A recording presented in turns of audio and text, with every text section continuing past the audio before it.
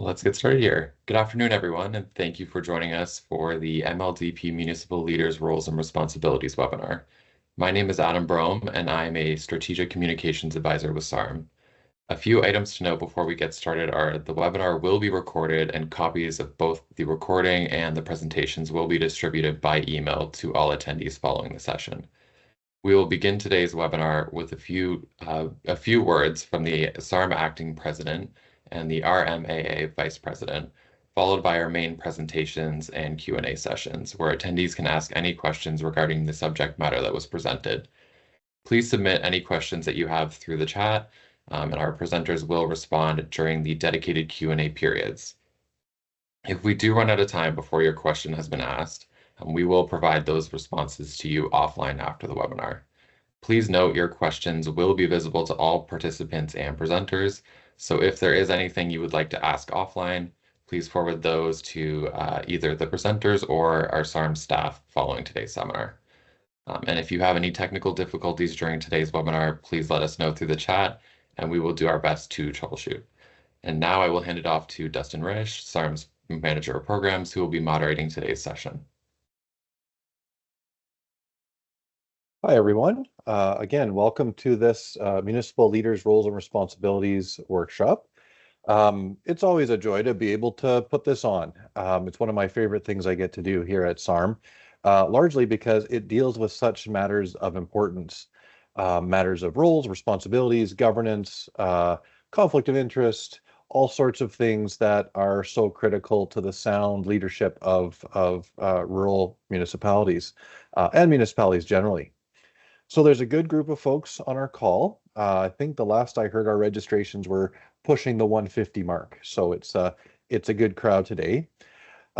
With me today, after our two greetings from our SARM Acting President and the RMAA Vice President, we'll have Megan Istace, who is a manager in the government relations area. I'll give her the full bio when I introduce her formally. And also, of course, Keith Comstock. Both are seasoned with experience, let me put it that way, and humor, frankly. So I'm really looking forward to the kinds of material that they can share with us and the wisdom that they can provide. So without further ado, I'll invite Adam to play the greeting from SARM's Acting President. Welcome, everyone, to the Municipal Leaders Roles and Responsibilities Workshop, a module of the Municipal Leadership Development Program. I am Bill Huber, Acting President of SARM. On behalf of SARM, I'd like to take this opportunity to thank you for choosing a role in local government. You have all made an important decision to serve your municipality and take an active role in guiding its future. Local government plays an important role in all of our daily lives. Not only the lives of the ones holding a seat at the table, but the lives of the public as well. An educated local government is a strong local government. So thank you for being here today to learn about the roles and responsibilities of being a municipal leader. The MLDP program provides current and essential information on a wide range of topics, all relevant and developed specifically for Saskatchewan municipalities.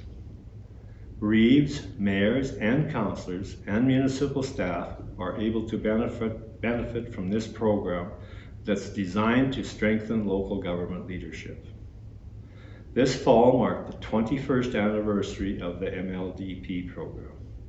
The first modules rolled out in October of 2003, and since that time, there have been several hundred MLDP workshops within several thousand municipal leaders attending one or more modules. Today's workshop is just one of 6 currently offered. On the MLDP website, you will be able to review all the modules available through the program. MLDP modules are offered in various formats, including in-person, online, and virtual. I encourage you to take the modules. They will benefit you as a member of local government. Christina Berry, the Program Administrator, is on the webinar this afternoon. Please contact her by email or telephone if you have any questions or would like to discuss the program with her. Her email address and telephone number will be listed in the chat. In recognition of your attendance at this workshop, each of you will receive a certificate of completion and credit in the program. The certificates will be emailed directly to you. Today's session will conclude at 4:30. I hope that you find it worthwhile and the information useful. I want to thank all our presenters and everyone for joining us today. We hope you'll attend another MLDP module soon. Our next speaker is Michelle Buechler, the Vice President of the Rural Municipal Administrators Association, and Michelle is also the Administrator of the RMA Patent number 470. Hello, my name is Michelle Buechler, and I am the Administrator of the RMA Patent number 470 and the Vice President of the Rural Municipal Administrators Association. Welcome to all you new and experienced elected officials to the Municipal Leaders Roles and Responsibilities MLDP workshop. I'd like to extend my gratitude for your participation in this workshop. The initiative to take this training exemplifies your commitment to your elected position of Reeve or Councillor in shaping the future of your municipality. This is the first step to introduce you to your job in making decisions about municipal services, establishing policies, code of ethics, conflict of interest, and many more topics. As you navigate the complexities of governance, don't forget the importance of transparency and accountability. It will provide you with direction on the operation of your municipality, along with the vision and commitment to progress, which will inspire others and drive positive change. Your role also includes your support to administrative and operational staff. Supporting your employees positively can lead to a more motivated, engaged, and productive workforce. Thank you for choosing to represent your municipality, which exemplifies your commitment to your community and your willingness to tackle the challenges that come with this role. Your efforts help shape a better future for everyone, and it is appreciated the time and energy you will invest in making a municipality a better place to live. Your leadership does make a difference. Enjoy the workshop. Okay, well, as we adjust our screen back to presentation mode for our next presenter, I get to introduce to you Megan Istace. Megan started her municipal career in 2010 as the first intern under SARM's Municipal Administrator Internship Program, affectionately known as MAPE. This program is still in existence, by the way. And if you'd like to learn more about that program, that's something you could reach out to me to do, or check out our website. We've got lots of great information about the MAPE program there.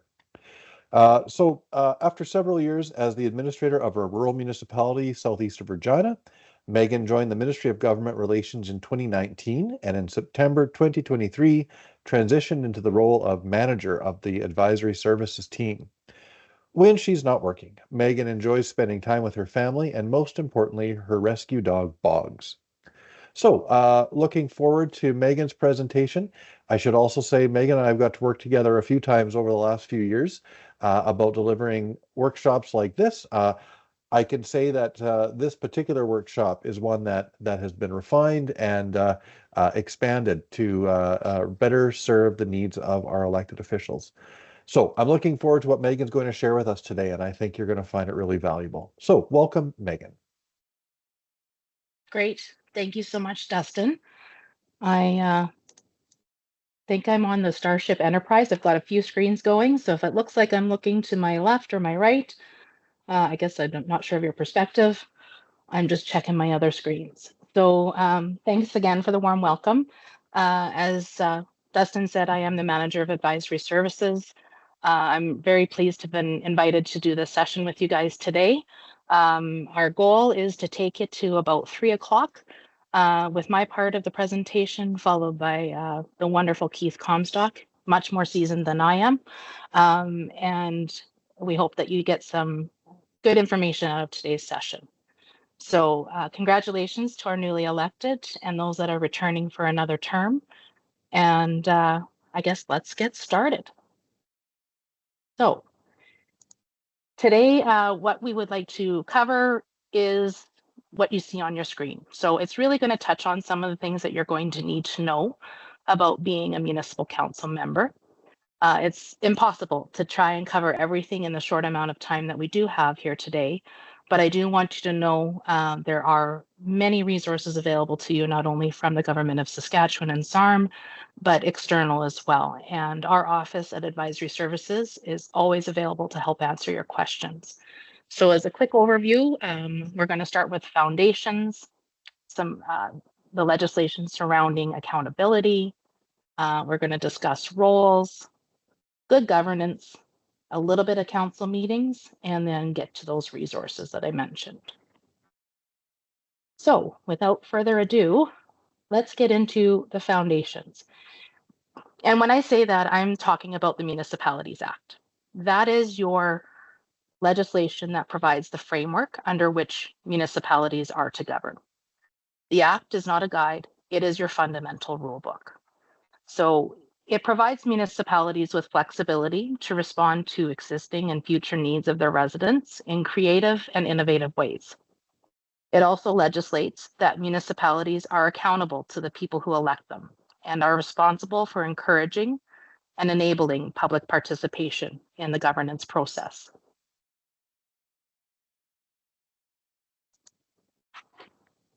The Municipalities Act also recognizes municipalities as a level of government on matters within their jurisdiction being created by the province that are empowered by the province to govern themselves and make decisions that, as a municipality, that you consider to be in the best interest of your residents. Within this legislation, municipalities are also provided with the powers, the duties, and the functions necessary to fulfill your purposes. And you might wonder, well, what do I mean by purposes? We're going to talk about that on the next slide.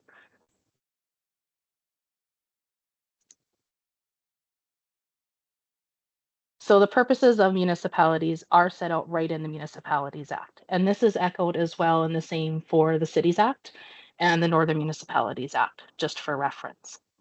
So the purpose to provide good government, making decisions that affect everyone in the municipality. You're also to provide services, facilities, and other things that are necessary and desirable for all or part of the municipality. So part of your job is to determine what is needed versus what is wanted, and then figuring out how to resource those services or facilities. You know, people want communities that are safe, obviously. And of course, you will want a municipality that is viable beyond just your term of office. And ratepayers, they want their municipality to be part of fostering economic, social, and environmental well-being. And lastly, the municipality has the responsibility to safeguard and maintain its infrastructure and its public assets. As you see on the screen, all of these statements are very broad, but they are powerful. One could say too that when you're faced with making a difficult decision as a council, ask yourselves, are you meeting your purpose when you're making that decision? Are you providing good government? Are you fostering that economic well-being? Are you providing a service that is needed? And do we have the infrastructure to provide that service? Or can we afford to make that happen?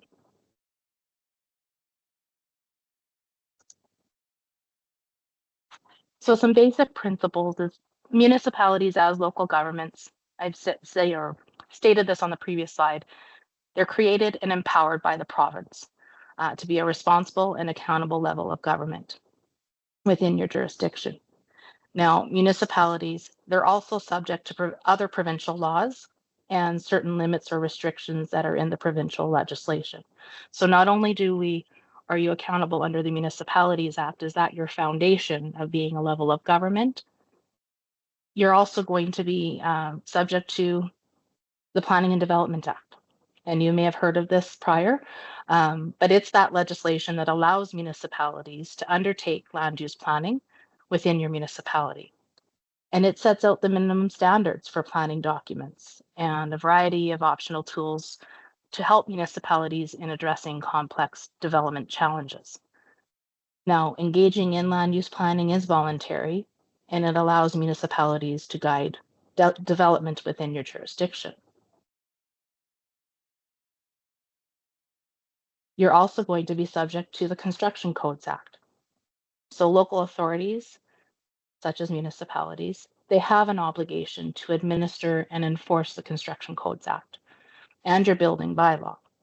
If you don't have a building bylaw that you've adopted on your own, the Construction Codes Act actually provides or prescribes, a model building bylaw. And a local authority is required to enforce that model building bylaw as though you have adopted it yourself. So local authorities who have chosen not to administer or enforce that bylaw, they'll have to speak with their lawyer because there may be liability risks. This is just a second example of what other legislation municipalities have obligations under.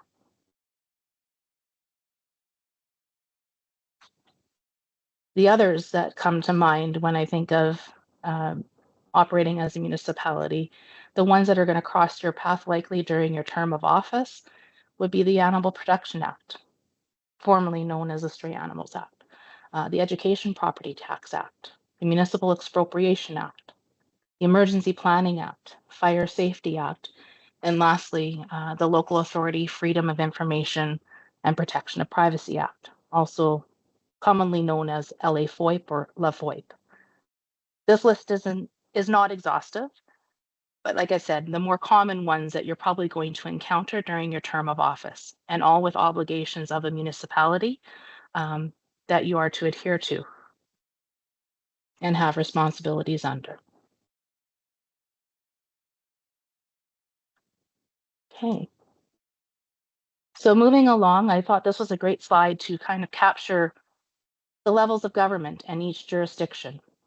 And some of it may be pretty obvious, but when you look at the comparisons, everybody has a responsibility and everybody has a jurisdiction, and you stay within that jurisdiction when you're making your decisions. So areas under the municipal level, water and sewer, garbage collection, land use planning and development, as we talked about before. You may have cemeteries within your municipality that you're responsible for. Animal control, maybe a little less common in the RM world where you're not dealing with stray cats or stray dogs. In my case, I had stray llamas. But animal control would be within your jurisdiction. Local roads and streets, the emergency services that are necessary within your municipality, like fire protection. Of course, you have property tax and parks and recreation within your jurisdiction.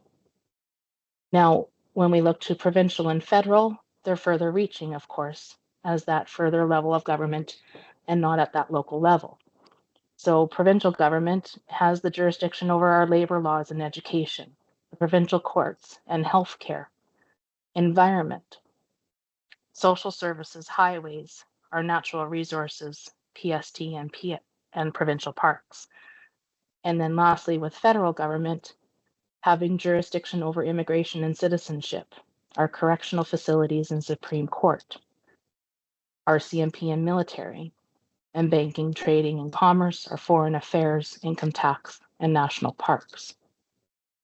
But you may see some overlap, and this is where a municipality has to be accountable to the legislation that's in place. So although a municipality is responsible for garbage collection or land use planning, they also have to consider the requirements not only under the Planning and Development Act, but any environmental legislation that is enforced from the province.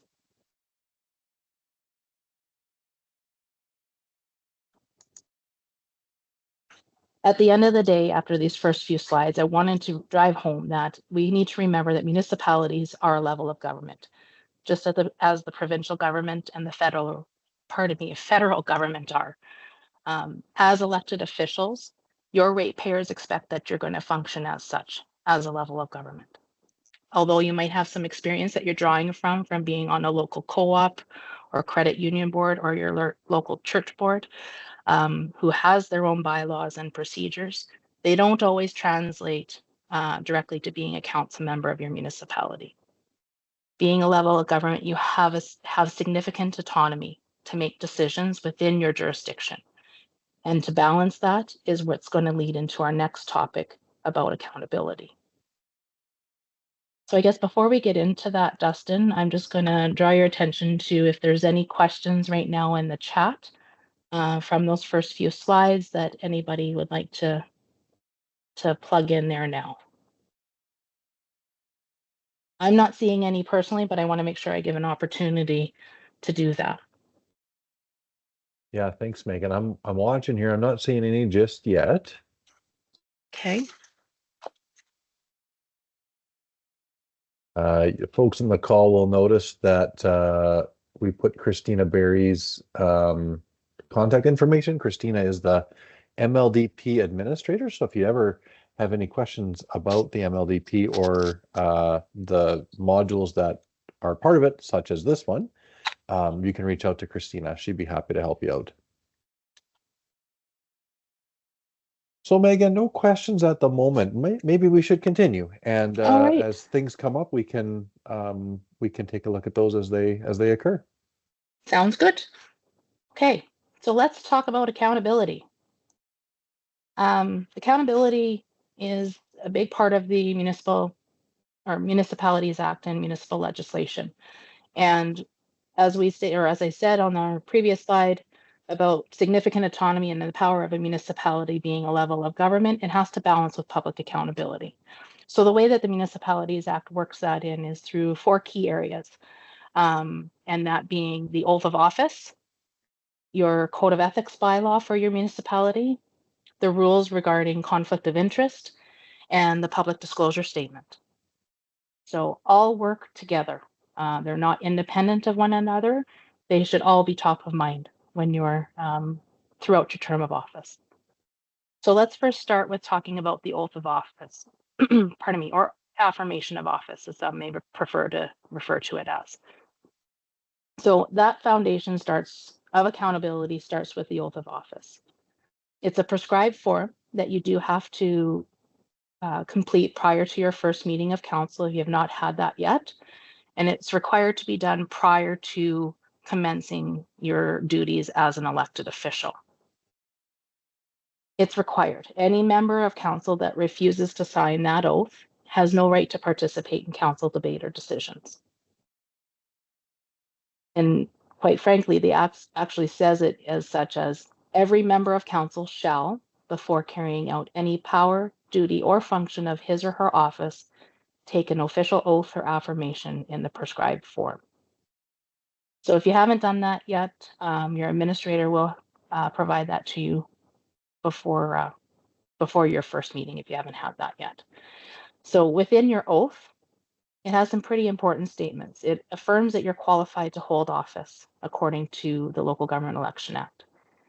You agree when you're signing that oath that you're going to abide by the Code of Ethics and that you agree that you're going to disclose all conflicts of interest that you have on your public disclosure statement.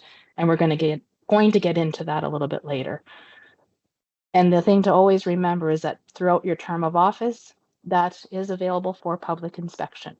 It's considered a municipal document available for public inspection.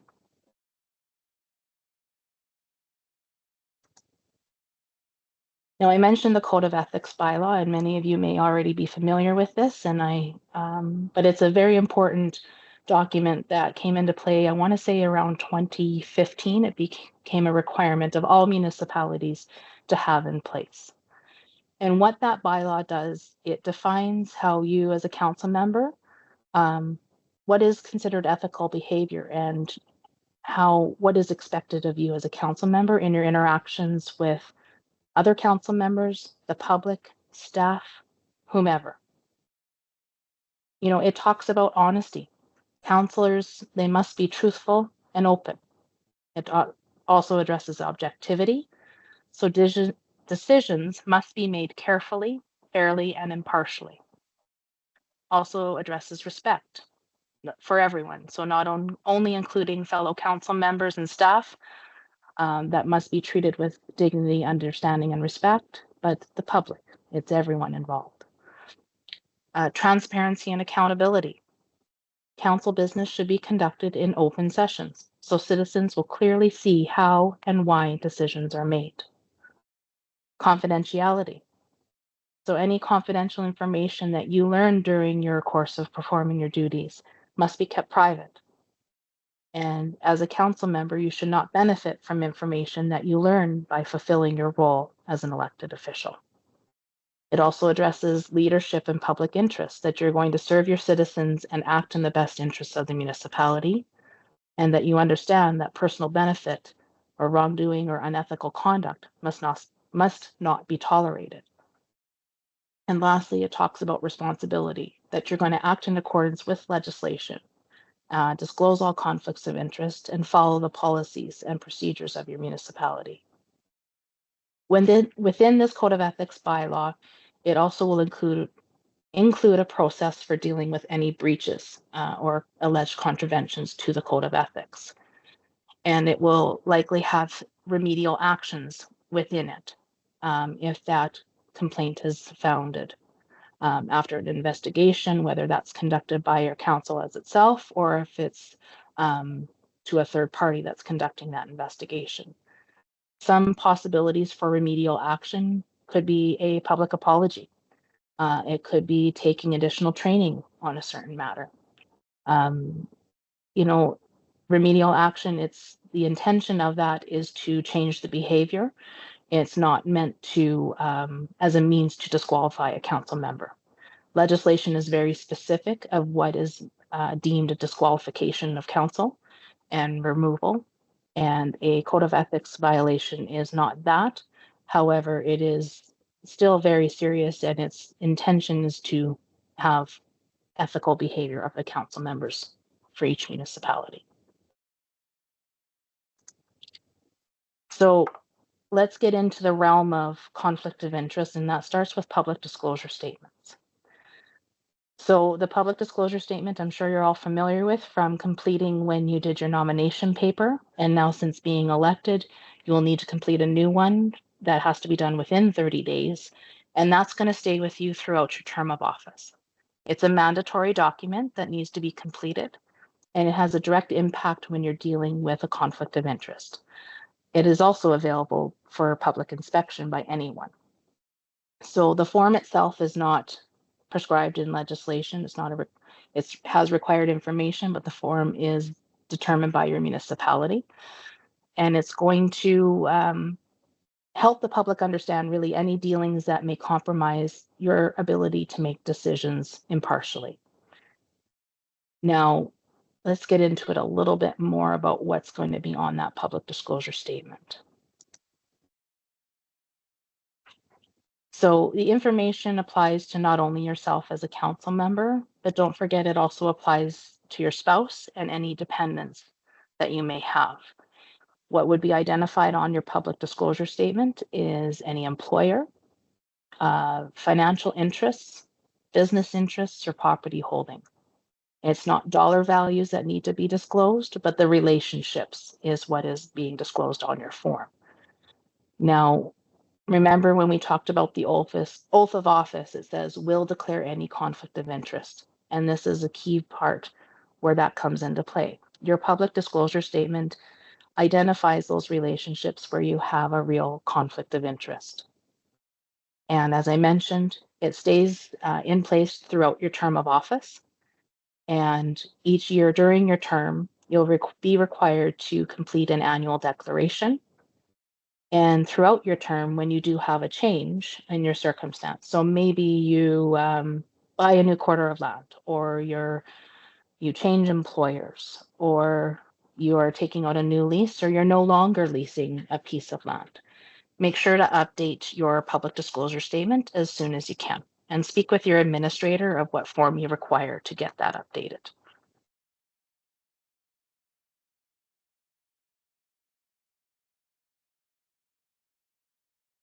So I guess I was a little bit ahead of myself, but just as a reminder, make sure to do that public disclosure statement within 30 days of starting your term if you have not done so already. Complete your annual declaration by November 30th of each year during your term, and make an amendment when your information changes. So I'm not sure if there's any even numbered division council members that are on this call today, but for those, you're going to be completing your annual declaration. When you were elected in 2022 or in a by-election since then, you would have completed your initial public disclosure statement. And from now on, those even numbered division councilors are going to be doing their annual updates, annual declaration and or updates until their term ends in 2026. Those elected just last month from our 2024 general election will be starting off with their new public disclosure statement for their new term.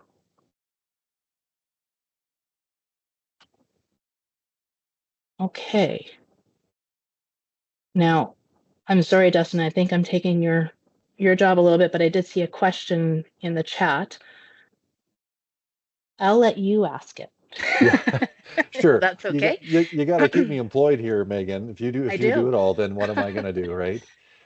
So yeah, we do have a question there. Would you include all land they own in and out of the RM when they sit where they sit on council? Good question. The public disclosure statement is not exclusive just to your municipality. It's what is applicable to you. So if you own property in the RM, as well as the town, as well as the city of Regina, all needs to be disclosed. The likelihood, maybe if you're up in the northeast corner of Saskatchewan and you've got property in, I don't know, the town of Maple Creek, the likelihood of something coming before council related to that is maybe slim to none, but you still need to disclose it because it's your personal circumstance. It's not exclusive to the council or the municipality that you're serving on council. Great question. Yeah, that's great, Okay. Megan. I think we'll carry on, but if something comes up, I can jump back on again, or we can wait till you decide to handle a few of them all together, whichever you choose. Sure. You let me know. We'll see. This next part is probably going to get where we get more questions, and it might be better to do them at the end. So let's talk about conflict of interest. This is the other, I guess, pillar of accountability is the conflict of interest measures that are set out in the Municipalities Act. Again, it's also within the Cities Act and the Northern Municipalities Act that applies to our Northern Saskatchewan administrative district. Sorry, I had to think of the full name of it. Now, conflict of interest, it's essential to have those rules in place because there's a high possibility that many council members will eventually have one or more conflicts that come before council. And that's okay. It's how it's handled. Being in small communities where the pool of potential contractors or employees is smaller, what's really important is how a council member handles their conflict of interest. So council members, they are individually responsible for determining whether or not they have a conflict of interest that comes before council. It's an ethical duty that's essential to good governance, and it's not the responsibility of any other council member to monitor and police your handling of a conflict of interest. Nor is it the responsibility of the administrator or other municipal staff. So every council member, when you sign that oath of office, you swear or affirm that you're going to disclose a conflict of interest. Now, going back to that public disclosure statement, those are automatic or they're real conflicts of interest. Where a matter that's just on your public disclosure statement comes before council, that's where following the rules of what's required is very important. Now, we are often asked, what can we do to force a member of council to declare a conflict of interest? And the short answer is you can't. But there are steps or strategies that can be taken to encourage the appropriate behavior. So first being, informally speak to the council member about your concerns. Maybe they don't even realize that they're in a conflict of interest situation. It didn't occur to them. There's strategies within a meeting to, I guess, prove that a member of council has participated in a decision where they're in conflict. You might formally raise your concerns with a point of order, or making a motion and requesting a recorded vote to prove that they participated in that decision. There could be the filing of a complaint under the municipality's Code of Ethics bylaw. Again, that Code of Ethics bylaw is intended to moderate council members' behavior or to encourage good behavior of council members. But potentially, if it's been founded through a Code of Ethics complaint and investigation, it may further cement that there was a conflict of interest that occurred. And if that is the case, it's a matter for disqualification. If you are confident that a council member has not followed the conflict of interest rules, you can attempt to enforce that disqualification by passing a resolution of council to declare the seat vacant. The other alternative, it's an application through the courts. And if pursuing either of those options, the municipality seeking legal advice is always something that we suggest to ensure that they are in a good position to prove their case. And both mechanisms have appeal periods or have an opportunity to appeal. So if the council member seat has been declared vacant, they will have up to 10 days to appeal that decision to a judge. Yeah, so if the application is made to the judge directly from the municipality, you have to make your case as to that a conflict of interest occurred. Now I'm rambling and not following my notes, so I'm going to move on to the next screen. This is a really important statement to make because it is directly right from the Municipalities Act. So we talked about the real conflicts of interest that are on your public disclosure statement, but this also takes into account the perception. So a council member has a conflict of interest in a matter before council that will further his or her private interests or improperly further those of another person. We need to remember as a municipality, our role is to act in the public interest. It's never for personal gain. And so every decision that is being made needs to be in that public interest. And that definition of a conflict complements that. And the other thing to remember too is that a conflict of interest is not just limited to a financial interest. But it is important to know that when a financial interest is involved, a conflict of interest exists, regardless of the amount of money involved. So here we talked about what is a conflict of interest, parameters for enforcement of it, but how do you handle it? So there's 5 concepts that are set out in the Municipalities Act and all need to be followed whenever a conflict of interest arises for a council member. So that's to declare, disclose, abstain, refrain, and leave. It's not just leaving the council chambers. All steps need to be followed when a conflict of interest is involved. So let's go into those a little bit more. What do I mean by declare? You declare that you have a conflict of interest. And this is at a council meeting. Make it known that you're in a conflict of interest. You're going to disclose what the general nature of that conflict of interest is. And the administrator is required to note that in the minutes that a conflict of interest has been declared and the general reason as to why it was declared. You're going to abstain from voting on that question, decision, or recommendation that council is considering about the matter. So don't talk about it. Don't vote on it. And you're going to refrain from participating in any discussion on that matter. So that's not only in the council chambers, but also outside. You don't want to participate by any means in that issue that is before council. And of course, you're leaving the room until discussion and voting on that matter has concluded. And remember, that can span over multiple meetings. So each time that issue is before council at a council meeting, you're following those steps and in between time. And just to wrap it all up in a nice pretty bow, again, each step is important and each is required.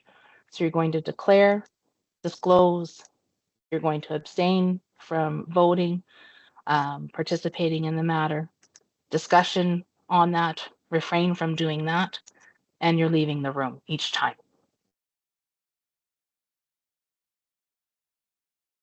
Now, to help you with having a better understanding of conflict of interest, I hope this works. I've got a little video demonstration of finding some of our resources that are on Saskatchewan.ca. And it's just searching conflict of interest right on the main page. And I should have recorded this a little bit faster, but scroll down to conflict of interest resources, that second option. You can also look at the other pages, very valuable information. But it talks about the pieces of the legislation that speak to conflict of interest. There's some sample documents, including the public disclosure statements, but make sure to use your municipality's copy. And then right there at the bottom, you'll see 3 different modules. These can be, they're all interact or online, so they can be completed on a computer, on your phone, and it'll help you gain a better understanding about what is a conflict of interest. So that ends that portion of my presentation now. We're not done, but we're going to take a break and go back to the chat, and I'll see if Dustin has any questions that we want to take care of. And then after that, I think let's have a quick little break for about 5 minutes or so, just to go get a drink of water or do what you need to do. So I'll let you take it from here, Dustin. Sure. Hey, thanks. So no questions came through the chat for the webinar. However, it did come to my attention that some folks are having trouble entering their questions into the chat. So if you send me your questions personally, like directly to me, I'll make sure that they get in there. So if you've got a question, there's 2 ways for you to get it on the chat now. You can put it on the chat in the meeting itself, which is the preferred way. But if you're not allowed to do that, or you have a obstacle to that approach, send it to me directly. Either way, we'll get it discussed. Okay. With that, I guess you want 5 minutes, so shall we reconvene? I've got 1:44, so why don't we reconvene at 1:50? You know what? Actually, Oh, I see a couple of questions in the Q&A tab. oh, there's a Q&A tab. Okay, well, let's I'm not trying to take your job, Justin, I no, promise. that's good. I see it now. I see it now. It was new to me. The first one that I'm seeing is, whose responsibility is it to decide whether it is appropriate to leave the room after declaring a conflict of interest? Is it the member themselves, other members, or the reeve/mayor, I guess, if it's an urban municipality? It is the council member. The onus is on that council member that's in conflict. If they're not wanting to leave the room, I guess there's strategies also that can be put into play where it's where you take a recess, and maybe they'll come to their senses during that break that they shouldn't be participating in that decision when you reconvene. You can also carry on with the decision at hand, but they're putting themselves at risk of disqualification if they do that. Do you see the questions now, Dustin? Or is it just, am I the lucky person that gets to see them? Sadly, I can't see the ones in the Q&A, but I think Okay. I do see a new one in the chat, which I can share with you. Perfect. Yep. This one is it a conflict of interest to be on council and also an organized hamlet board member? So can you be on both? Yes, you can be on both. It's just when matters before the organized hamlet come before council is where you may need to, look at your conflict of interest and taking a step back. Again, remembering conflict of interest is not a reason that you can't be on council. It's just that you have to handle it properly if you are on council, but it's not prohibited in legislation. You can be on both. Great, Okay. thanks, Megan. I can't see if something new has come in the Q&A session there or that forum, but There um, is only one more that I see. okay. Or maybe it was a repeat. Nope. Um,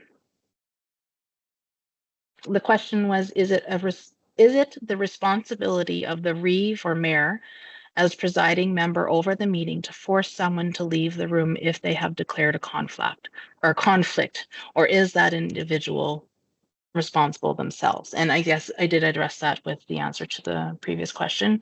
The And onus is on that member of council. there was another one that came through the chat as well.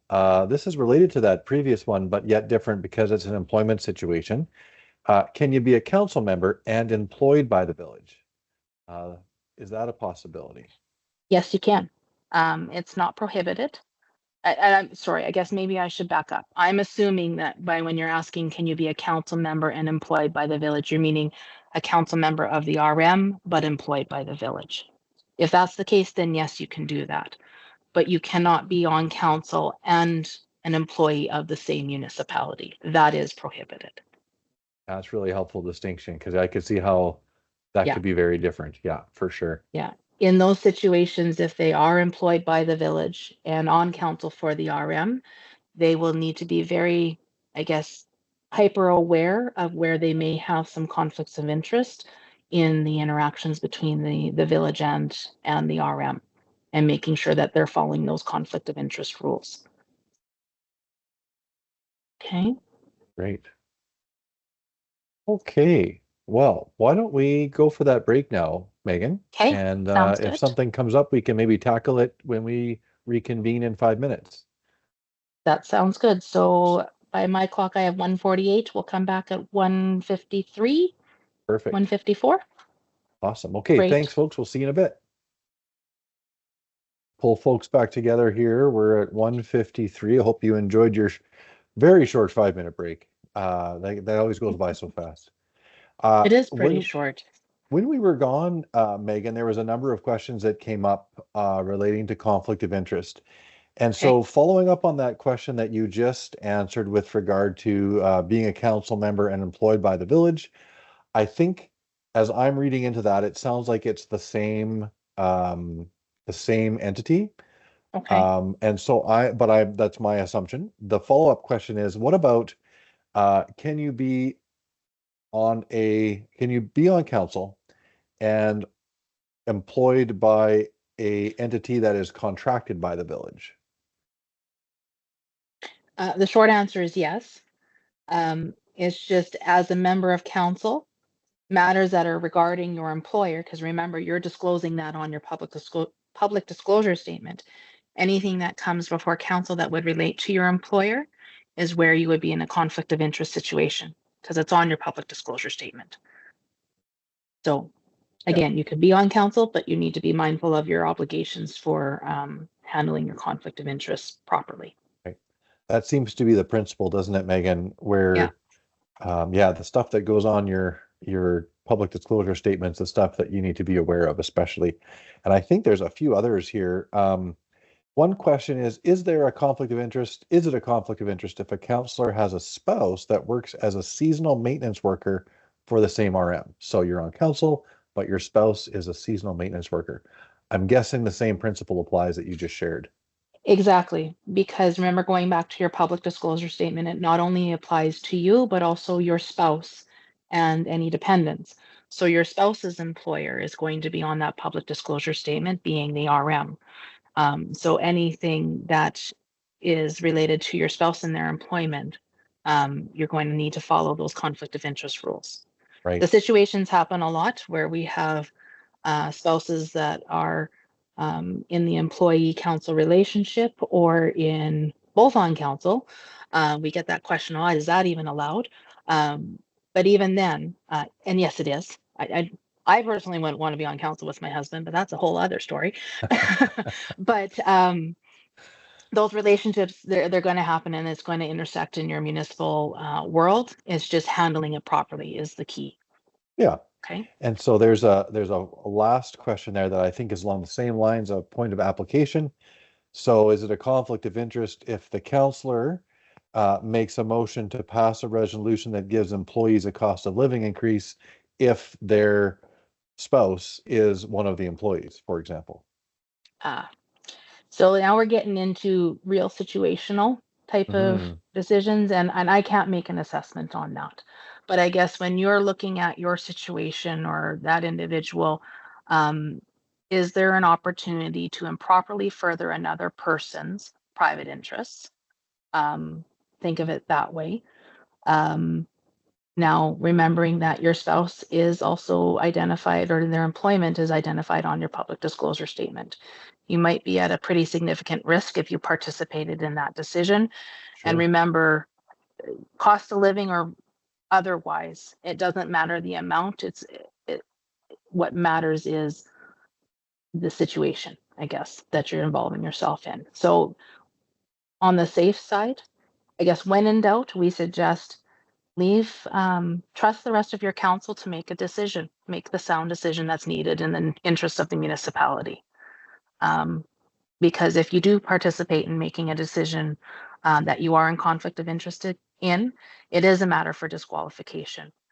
And I think I saw somewhere in the chat too, somebody pointed out it can also warrant a person going to the Saskatchewan Ombudsman, or Ombudsman Saskatchewan, sorry, in making a complaint regarding a member in a conflict of interest.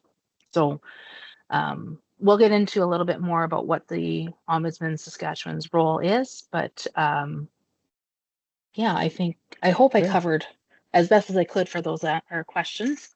Yeah. Okay, that sounds good. Why don't we carry on? I will step back in with some more questions in a bit. Sounds good.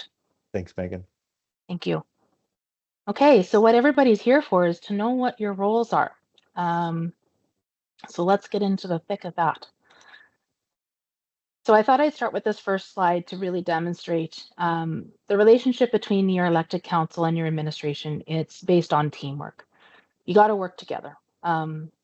Council provides the direction on services and programs, and you establish policies through resolutions and bylaws of what's going to make your municipality work. Council is the employer at the end of the day. They're the governing body, and you make the decisions for the municipality. But by comparison, the administrator provides the advice to council and ensures that decisions and directions of council are implemented. On the flip side, the administrator is the employee of the municipality. They are neutral and impartial in their role, and they are to implement the decisions that council makes. They have, well, we'll get into that later. But the big picture is that in order to have a successful municipality, and I think Michelle in her address mentioned this, you have to work together and trust each other as elected and administration. So starting off with the role of council members, going back to the Municipalities Act and our foundation of legislation, it prescribes the general duties of all council members. So including the reeve or mayor in an urban situation. So, or urban municipality, I should say. You're to represent the public in their best interests. You're to participate in developing policies, programs, and services. You're also to participate in meetings, not only council meetings, but committee meetings that you've been appointed to. You're to ensure that administrative practices, procedures are in place for the municipality, keep private matters confidential, and maintain the municipality's financial integrity. So again, a lot of broad statements there, but you can see how they interact with the purposes of a municipality and the accountability measures that we talked about. Even a little nod to the Code of Ethics bylaw and keeping private matters confidential. So you attest to that when you take your oath that you're going to abide by the Code of Ethics bylaw, and in the Code of Ethics bylaw that you're going to maintain confidentiality. And here again, it's also stated in your role to keep private matters confidential. Just an example. But overall, those are the general duties of all council members as it's set out in the Municipalities Act. When it comes to the role of the reeve, all the same duties with a couple more. So by legislation, they are to chair council meetings. There is the ability to have a different member of council chair council meetings if it's done by bylaw. But the default is that is the role of the reeve. Or mayor in the case of an urban municipality. They are also the ex officio of all committees, unless council has provided for otherwise, if they've designated a different member of council to be on external committees. They are the head as defined under the Local Authority Freedom of Information and Protection of Privacy Act. When it comes to conducting tax enforcement, at the very beginning stages, there's a list of lands in arrears that get presented, and that gets presented to the reeve. And then the next stages, council as a whole will come into play, but that's something that is presented to the reeve. The Municipalities Act states that the reeve is to sign bylaws and minutes, and they may sign checks, contracts, and other instruments. So it still can be the reeve, but when it comes to like checks or contracts, it can actually be designated to other individuals. More specifically, when it comes to checks, the administrator has to be one signature, but the other could be another council member designated as well. Okay.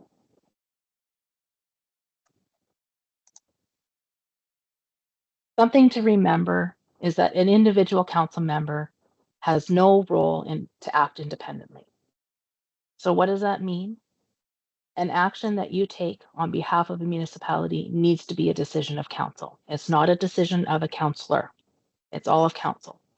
And all decisions of council need to be made at a council meeting. We'll get into that a little bit more in the public forum. Now, legislation actually provides that a member of council who knowingly makes an expenditure for the municipality that is not authorized by council is actually liable to the municipality for that expenditure. An example that comes to mind is that if you've decided to purchase a mower for the municipality without prior approval because you found one that was a really good deal, you may find that you're the one responsible to pay the price of that mower out of your own personal funds. So you need to have a motion in that situation, a motion of council, in order for that mower to be purchased.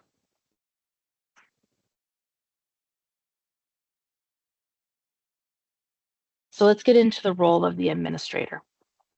So the administrator's role includes providing financial management, advising council on the legislative duties, as well as your operational matters, and providing the overall administration of the municipality. Administrators, they have to be qualified according to their professional or profession's board of examiners. There's a rural board of examiners as well as an urban board of examiners. And what council is required to do is appoint a person as the administrator.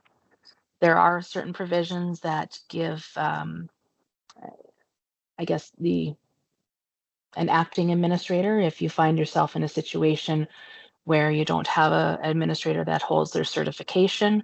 There are parameters that the Board of Examiners can allow by permit or a conditional certificate. But if you're in that situation, I would suggest reaching out to the Board of Examiners to clarify what is necessary.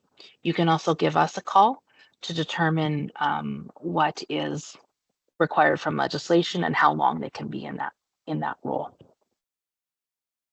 But administrators, if it's not provided otherwise by council, they are the ones that are responsible for the hiring, suspension, and dismissal of all municipal employees. I've stated this before, but they are expected to remain impartial in their role as advisors to council and ensure that the decisions made by their municipal councils are carried out. And again, I'm saying councils, not councillors.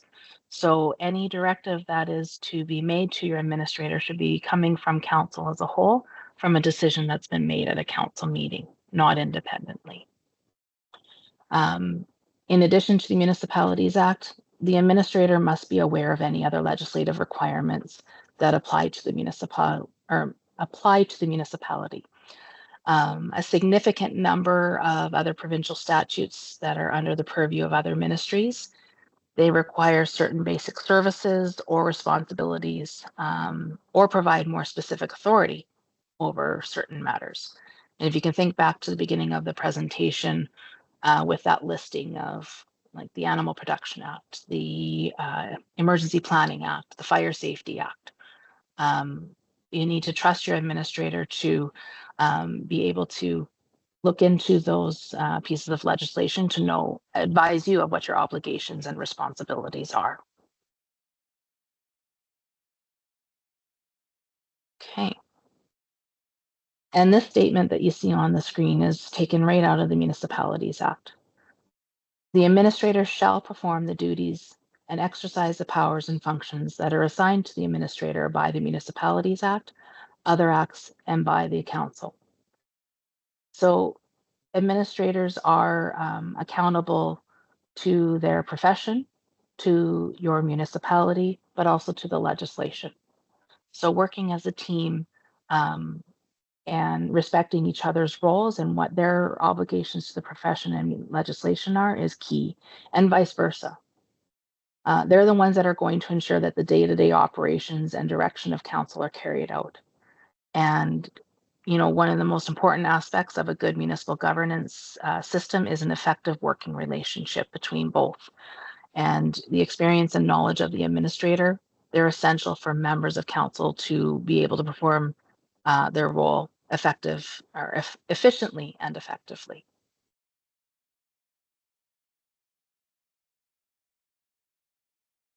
Now, last but not least, let's talk about the most important when it comes to discussing roles and responsibilities, and that's the role of the public. I know going back to when I was in the field, I was an administrator for 7.5, almost 8 years in a municipality where I probably could count on one hand how many times a person came to observe our council meetings. But they always have that right. The public has a right to attend and observe those meetings and council committee meetings, to watch the discussion and debate on a subject. They also have the right to access municipal documents, things like your minutes, your bylaws, your audit or annual audited financial statements, your contracts, any accounts paid and public disclosure statements that I mentioned before. Your voters can also petition to have a public meeting held on a municipal matter, or even have a referendum putting it to a vote to decide on what that matter is, or I guess what's before council. There's also the ability for voters to petition for special types of audits, such as a management audit or a financial audit. And if those petitions are sufficient, council is obligated to satisfy what's been petitioned for. So now that we've talked about the different roles of the main players when we think of municipal government, I want to give you a second to picture in your mind, and if you need to, take a piece of paper out and draw out what you think your municipality's organizational structure would look like. Think of the council, think of the administrator and the public. If you want to break it out with other staff or the reeve or the mayor, any boards or committees, feel free to do that. But I'll give you a minute or two just to kind of visualize that, whether in your mind or on a piece of paper. And I'm going to stop talking now for a second.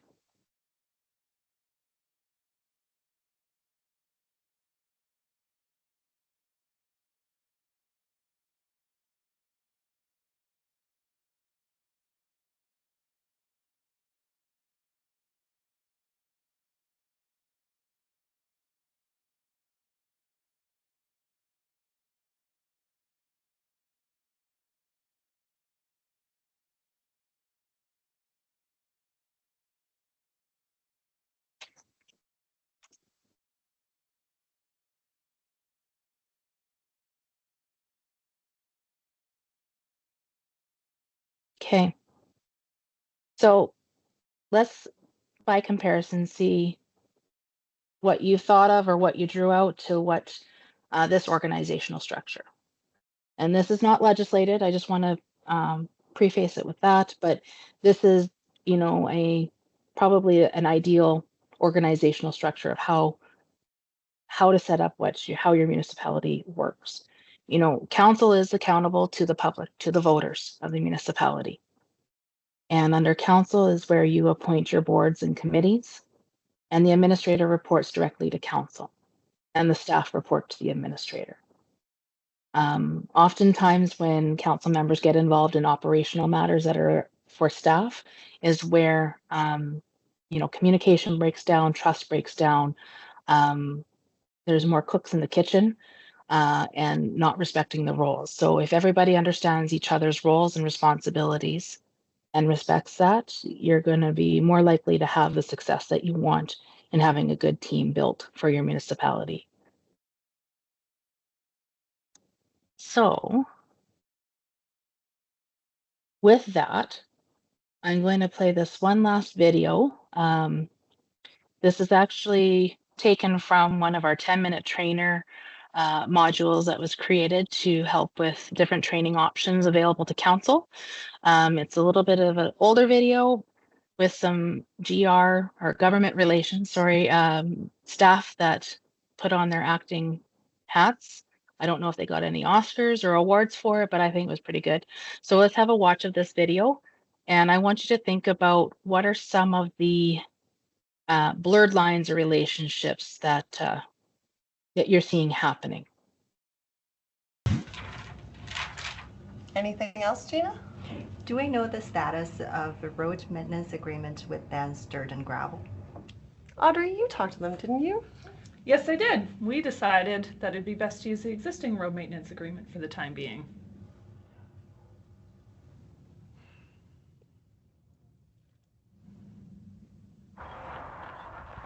Morning, Phyllis. Good morning, Counselor. Have you seen the roads in Division 3? Yeah, I haven't been out that way in a couple of weeks. Well, I think you should do them today.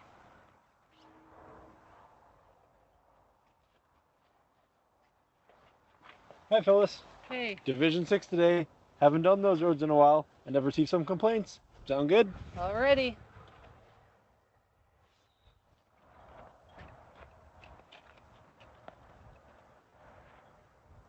Gotta love having two bosses.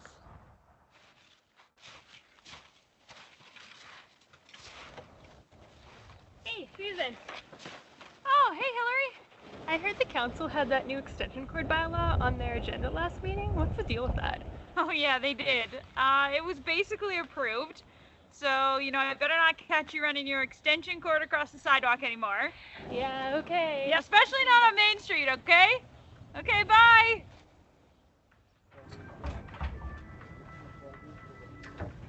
Jan, what brings you in today? I just need to pick up some paperwork. I spoke to Ria about it last week. Perfect, I can help you with that. Let me just see what kind of paperwork you're looking for. Okay.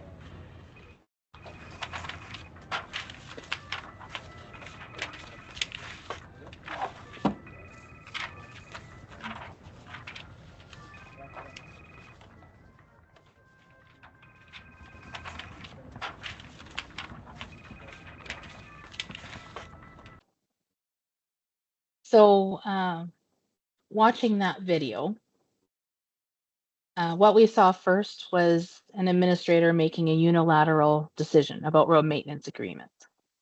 So it's understandable where lines are going to get blurred, where it's the administration carrying out a decision of council and it being operational to what is the policy that's driving that decision. And really, even though it may have been efficient and easy for that administrator to, here, let me just change my screens here for my notes. So even though it might have been efficient and easy for that administrator, especially one that may have been working in the field for a great amount of time or in that municipality, to make that decision, we have to remember decisions must be made through a council resolution. The next scenario that we saw was the council member giving direction to an outside employee. So all day-to-day operations and direction of outside employees should really be done by the administrator or their appropriate manager. Council's role with the outside employees is an indirect one, but by providing that leadership and setting policy and relaying feedback to the administrator from the public. That's what council's role is. When I think of that situation, it was snow removal. We've sure had enough over our last month. Having a policy developed by council of how snow removal is conducted, where your priority roads, priority 1, 2, 3, that gives your staff the direction of what they need to do to carry out their jobs. The next scenario, an administrator making an assumption based on a discussion at a council table. So if we remember that one with the where she's scraping off her windshield, she said, council talked about this, but she didn't say a decision was made. She said they decided this. Well, decisions have to be made at the council table, and until that happens, the administrator should not be making assumptions based on what they heard at that council meeting. It has to be done in the resolution. It's important for administrators to stay unbiased about a decision or a discussion of council, and needs to provide feedback from a neutral perspective. And then the last one that I don't know if you recognize him, Sheldon Green, his acting chops, but where he was the administrator and comes around the corner to the mayor going through the file on the desk. Well, a council member interfering with the flow of information out of the office. Members of the public and other external stakeholders can become confused easily about the roles of council members and administration if council members are performing those administrative duties. Just as an example, the Municipalities Act actually gives the responsibility to the administrator for when public documents are requested. So minutes, bylaws, list of accounts paid, public disclosure statements. The administrator is responsible for the safekeeping of all municipal documents and providing those that are public, that are defined as public.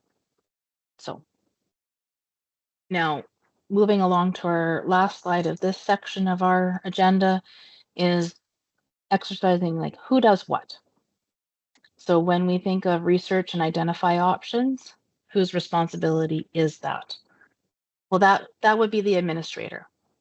As a council member, you're going to draw from your expertise to discuss and debate that issue, but it's your administrator that's researching and identifying options to present to council, as well as analyzing them.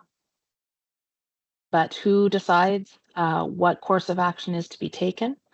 If I haven't put you to sleep, I think I've said it quite a bit throughout the last hour, but it is council. Council decides that course of action.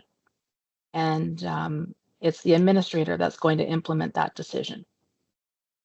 Now, the big question being, who is going to evaluate the policies or establish internal controls? Well, in both situations, those are joint efforts. It's council and the administrator. You might have a policy in place that you decide that you're going to revisit every 3 years. Or maybe you're reviewing it every 5 to make sure that it's still meeting the needs of what it was set up for. You can't think of everything all at once when you're trying to develop a policy on snow removal, for instance. There might be things that come into play that you never thought of. So it's a joint effort between administration and council to evaluate that and make the adjustments necessary. So that brings us to the end of that section of the of my presentation, and then we have just a couple more, which I think will do well in taking us to 3 o'clock. I guess I'll take a break here, Dustin, if there's any sessions that we can, or questions, sorry, that we can address. I was trying to read and talk at the same time. That didn't work. That's always a dangerous combination, reading and talking at the same time, for sure. I have the same issue. Yeah, there was a few that came in. Many are still tied to that discussion around conflict of interest. Cool. So if we could circle back to that and dig into that a little bit more. Let me just see where they begin. There's a question here about the how far reaching is family as a conflict extended family and in-laws. I'm thinking maybe what's meant here is if you're going to disclose publicly about things, who do you count as family? Like, are we talking second cousin? Are we Gotcha. talking, you know what I mean? Gotcha. Okay. So when it comes to your public disclosure statement, family are spouse and children, okay, or spouse and dependents. That's going to be on your public disclosure statement. But think of it this way, and I'm going to draw from some personal experience. So my dad was a farmer for years, and he farmed, had a corporate farm name that he was partners with his brother and his dad.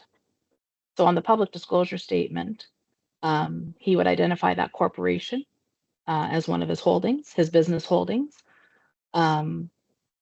Now, his brother, although is family to you and me, from legislation didn't meet that definition. So he didn't have to write out all of his brother's lands, but because of his business relationship with his brother, anything that came before council that would have related to that, putting him in a conflict of interest, he would have needed to declare a conflict on. So does get complex, but remember your public disclosure statement is for your spouse and your dependents and yourself, that you're going to identify those relationships. But there may be circumstances that come before council that indirectly affect a family member that is a brother or a brother-in-law. And that's where improperly furthering another person's private interests also can come into play. Makes sense. I hope so. Yeah. It's complex. Yeah. It's not easy. It's not black and Yeah. white. Yeah. If you have complex business arrangements and are unsure of what to put on your public disclosure statement, we do suggest getting some legal advice of making sure that you're doing that properly. If you think that you've missed something, you can always amend that form. But that's your guiding principle. Yeah. And when in doubt, declare. If Sure. if your spidey senses are going off like, this might be a little close to home, chances are it's that. And the perception of participating in that decision is what you want to think of. What are the voters going to think when they see this? Sure. Okay. Thanks, Megan. Another question here. When I look at the MA, I'm thinking this means Municipalities Act. It indicates that council must disclose all land owned in the municipality or adjoining municipality, not any land owned. Is that correct? So it's not about any land that you've got, just that which is within the municipality. Good and point. adjoining municipalities. I might have misspoke on that, so I will double check it and confirm or clarify that. Yeah, no, thanks for pointing that out. Okay. Maybe that's a good one. Yeah, that's great. Yeah. That's worthwhile checking into. Another one here that says, what happens to a resolution that gets passed and a conflict of interest should have been declared, but wasn't, and everybody voted on it? Is the resolution still passed? Okay. So can a conflict invalidate a resolution?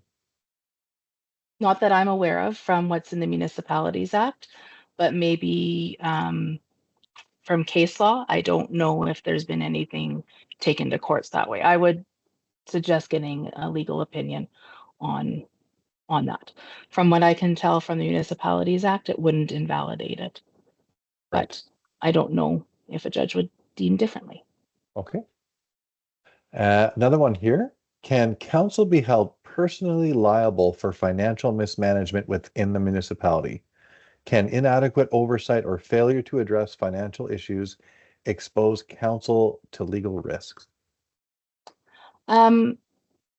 Legal risks, talk to your lawyer, but the act has provisions that protect council when they're acting in good faith. That's the basis, really, I would say.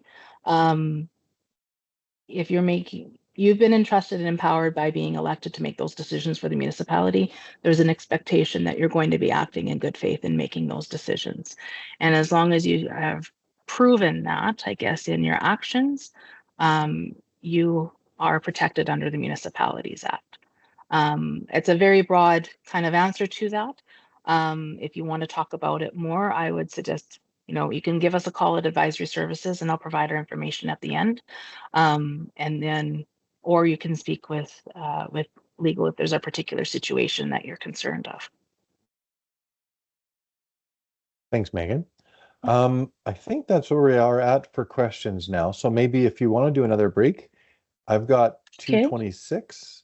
Should we come back at 2:31 or 2:32? Let's go right at 2:32. Okay. Perfect. And we'll rip through the last part of this, and then it's Keith's time. Great. So, okay, everybody. Thank you. Right. We'll be back in a few. Thank you. Okay, I think we can reconvene and continue on. Megan, you're into the last stretch of your presentation, so I'll turn it back over to you and look forward to what you have to say. Perfect. Okay. Oh, I got a little too. Where did I go now? Now, hopefully this will minimize. Sorry, I've got a little bit of freezing up on my end. There we go. Okay. So, I thought I'd include a section just really in general about good governance, talking a little bit about decision making. I touched a little bit on establishing policy, and also just those relationship things, how to resolve conflict and so on. And I'm not talking conflict of interest, I'm meaning where you may be at odds with either somebody around the table, somebody, a voter, or you're just not seeing eye to eye on something. So anyway, I won't get into that now until we get to the slide. I'm getting ahead of myself, but let's talk a little bit about decision making. And I've said this earlier, but we really need to hone in on that. Municipalities, they're required to act through council, which means passing resolutions or bylaws or policies at a duly called meeting. To hold a council meeting, they have to be appropriate public notice has to be given. You have to have a quorum of council present, and the administrator or their designate has to attend. Individual council members cannot make decisions for the municipality alone. You're part of a team, and that's the entire council. So we often get questions about making decisions by text or email. Well, it's not acceptable. I can't talk today. It's not acceptable to make a decision by email or text message. And the reason being is that by doing that, you've taken the public's right to participate in their municipal government away. And it's not demonstrating openness and transparency. And going back to the fact of, you may not have somebody at your meetings that are observing that, but you have to act in a way that you are to expect them every time. And they have a right to be able to hear those decisions and the discussion around them. Decisions can only be made through resolutions that are passed at meetings. If you need to make a decision on a short notice, it's best to call a special meeting, or if possible, wait to the next regular meeting. In many cases, I find text or email messages relate to operational matters. And council can set a policy that authorizes or directs the administrator to handle various matters that come before them. So snow removal is a perfect example of that. If you don't have a policy, put one in place, and then all of your staff, as well as your public, know what to expect. And really, decisions, they are made by passing a resolution or a bylaw at a council meeting. Without a resolution or a bylaw, there's been no decision of council. Going back to that video with where she's scraping off her windshield, talking about I think it's the cord across the sidewalk. Well, there wasn't officially a decision. So there was no resolution passed, so there was no decision of how to act on that bylaw. Resolutions, they're typically for your day-to-day activities, or where bylaws, they're going to be your regulatory in nature.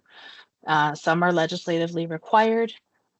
Those include things like when you're permanently closing a street or road, if you're using tax tools, when you're setting your tax policy, things like that. And when it comes to enforcement, like if you have a nuisance abatement bylaw, it's always great to use legal services to review your drafted bylaws.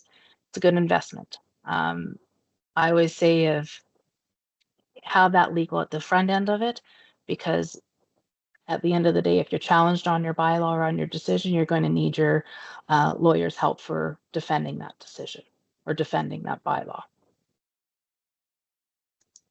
So going into establishing policy, there's obviously a lot of confusion that can happen between bylaws, resolutions, policies, and motions. Council should enact bylaws for more important matters that affect residents or that may require the intervention of the courts, like I said, with an enforcement. You have the discretion to develop policies that provide further guidance on issues that affect the municipality. We often say at advisory services to put it in that policy. Think of things like a employee travel policy or a leave of absence policy. When it comes to human resources, is making a request for vacation, having how you're going to handle those. Then it's not the one-off situations, especially if council is involved in human resource matters. Policies are great because they give that consistency and fairness, and then allow your staff to provide for timely execution.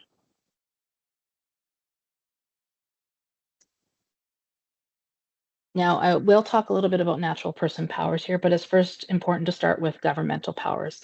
So governmental powers, if we go back to the Municipalities Act and other legislation, when I say that, it's what is specifically authorized in legislation. These are only powers that as a level of government, through the authority in that law, can use. So examples of governmental powers under the Municipalities Act would be the ability to levy and collect taxes, or enacting and enforcing your bylaws. Those powers and associated actions are prescribed right within legislation. Natural person powers, however, those are powers, duties, and functions that a municipality can carry out with the same rights, powers, and privileges as if it were a natural person doing them. And the action isn't limited in legislation. So it doesn't give you more jurisdiction, but it gives you more flexibility in to carry out your role. So an example I can think of is, as natural person powers are like the ability to buy and sell property. You as an individual can do that. Municipalities have that natural person power as well. If it is below market value, you are required to give public notice in those situations. But the actual decision to buy or sell property is a natural person power. It also gives you the power to enter into contracts, determine your staffing requirements. At minimum, you have to have an administrator, but maybe you require a registered planner on staff. Your organizational structure, you need to have a foreman, or maybe you've decided that you're going to contract those services. An individual can make those decisions for themselves if it was their business or their operation, but as a municipality, you're afforded those same natural person powers. And I always say it says it in legislation, but it's subject to any limitations that are in legislation.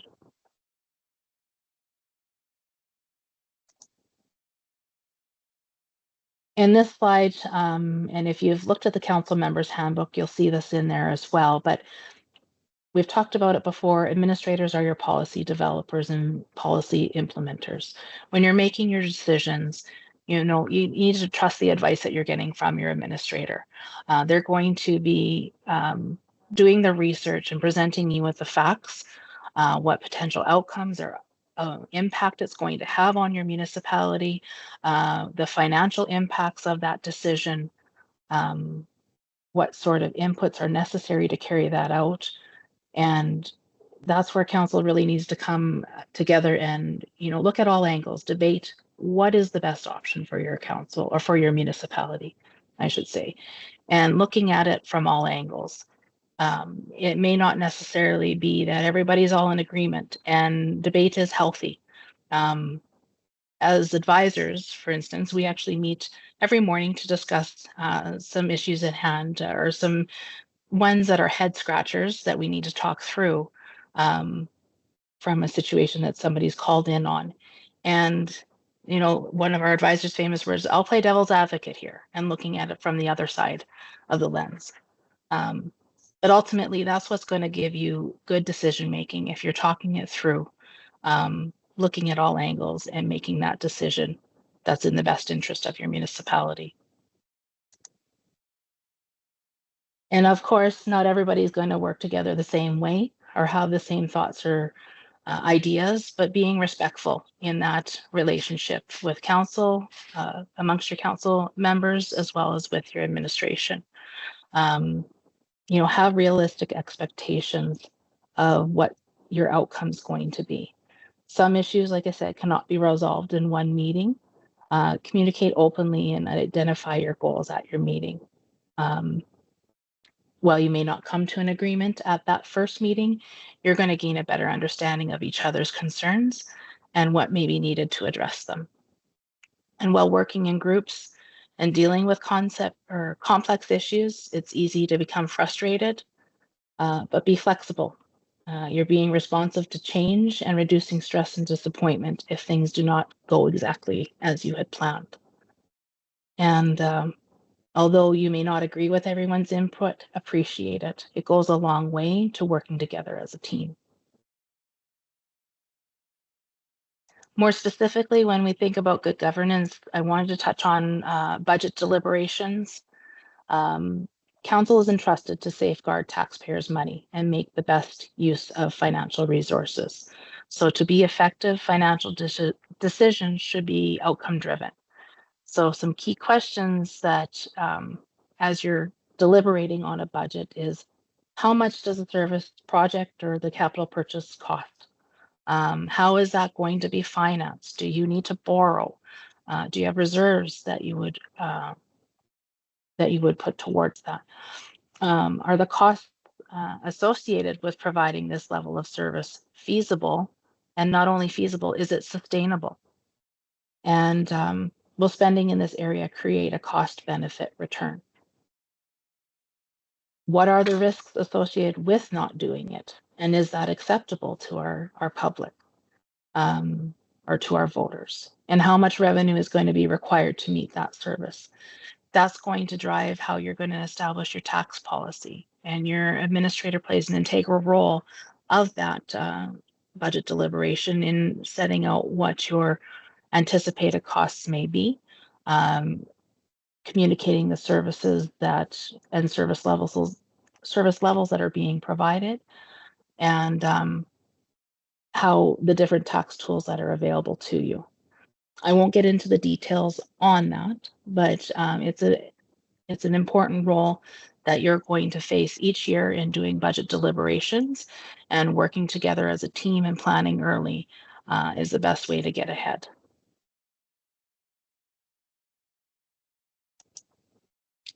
Now, going back to approaches to conflict, I kind of highlighted it before we started this section, but no matter the relationship, so whether it is council or amongst council members, with staff, with voters, or maybe at odds with a neighboring decision between a neighboring municipality and yourself, and you can't come to the terms of agreed upon terms, you're going to have conflict in some throughout your term at some point.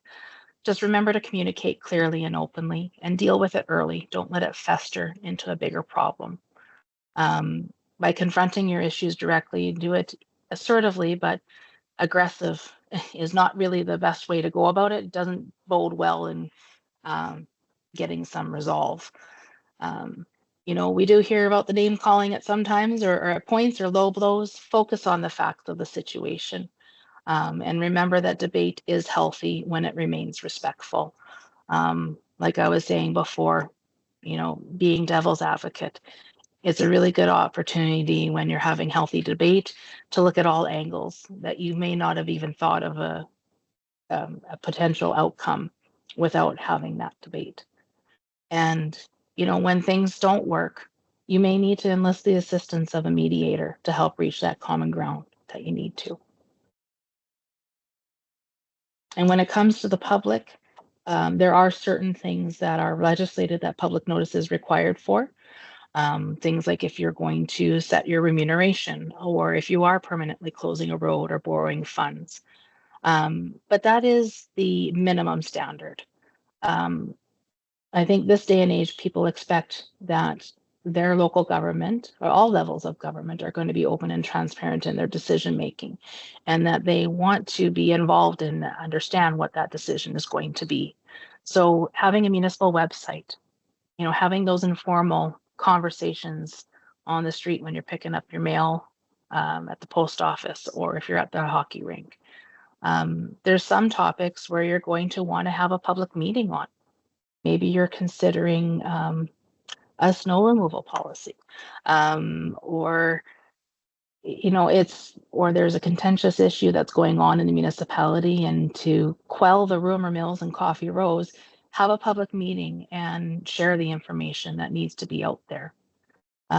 Even having a mailer or email, sending that out to your voters. They may not read it, they may not care to read it, but you're doing your best in getting the word out. That is the expectation, I think, of everybody now, is being engaged in what's going on in their communities. And likely, and I guess I'll end with this part, is the more informed citizens are about the decisions and operations of the municipality, the less likely you're going to have conflict or questions that you need to manage. Okay, I'm going to keep going here. I don't want to get too in depth about council meetings, but there are a few things I want to highlight on that will maybe be complemented by Keith when he takes over here after 3. But when we talk about council meetings, reminder, all council meetings are open to the public. The public has the right to observe in your gallery or observing the discussion and debate that's going on. Doesn't necessarily give them the right to speak to council unless you have a portion on your agenda that allows for that, or if by fact they've registered as a delegation. And that would be according to your council procedures bylaw.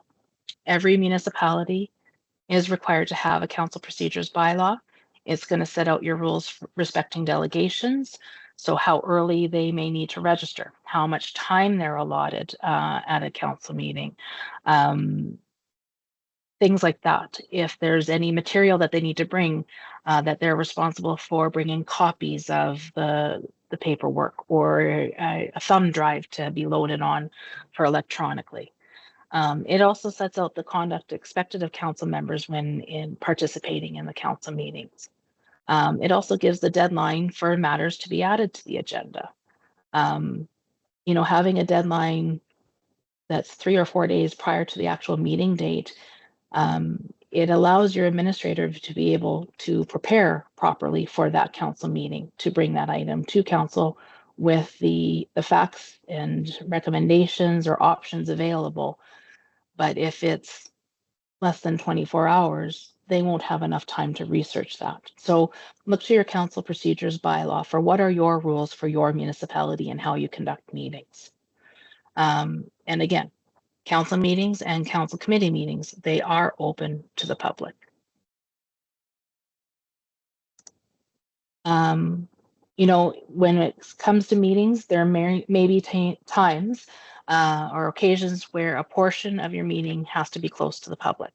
Legislation allows for that, but it is specific for when it is for long-range strategic planning, or where you have obligations that are under the privacy legislation, LA-FOIP. So think about things like solicitor client information. If you're discussing any human resources or personnel issues relating to a staff member. If you have records from other government or law enforcement agencies that need to be discussed before council, you're able to go into closed session, and your council procedures bylaw will set out the parameters and how you conduct your closed session. In doing that, closed session is there for a reason, but it's not to be abused. No resolutions can be made during a closed session. what is discussed during that time is also confidential. Again, tying back to that oath of office and the code of ethics bylaw. Now, I said before, just don't abuse it. If public thinks that you are doing things secretly, there's a greater risk that the public is losing confidence in their elected council. The more informed that citizens are about the decisions and operations of the municipality, the less conflict and questions you're going to need to manage. And just to really drive that home, they are matters discussed during closed or in camera sessions of a council meeting. They are confidential. Lastly, special meetings. So special meetings, they are called by the administrator at the request of either the mayor or reeve or a majority of council. The administrator will receive that request, and it has to be for a specific agenda item or items, and they need to provide at least 24 hours written notice to all council members and post a notice of the special meeting to the public and listing those specific agenda items. When you have a special meeting, you can only discuss the matter for which that special meeting is called, unless every council member agrees and consents to discussing other matters and does that by a resolution. Those special meetings are the emergent situations that can't wait till the next council meeting. So when there's something that crosses your mind that you really need to talk to the rest of council on, think about, is this something that needs to be decided right now? Or is this something that we can put on the agenda for the next meeting? When it comes to special meetings as well, there is the provisions that you can have it called within 24 hours if all members of council, whether they're going to attend or not, agree to waive notice. And in those situations, the administrator will get that waiver signed by all members of council and then would post that notice of the meeting anyway after the fact, so that the public is aware that a special meeting is being held.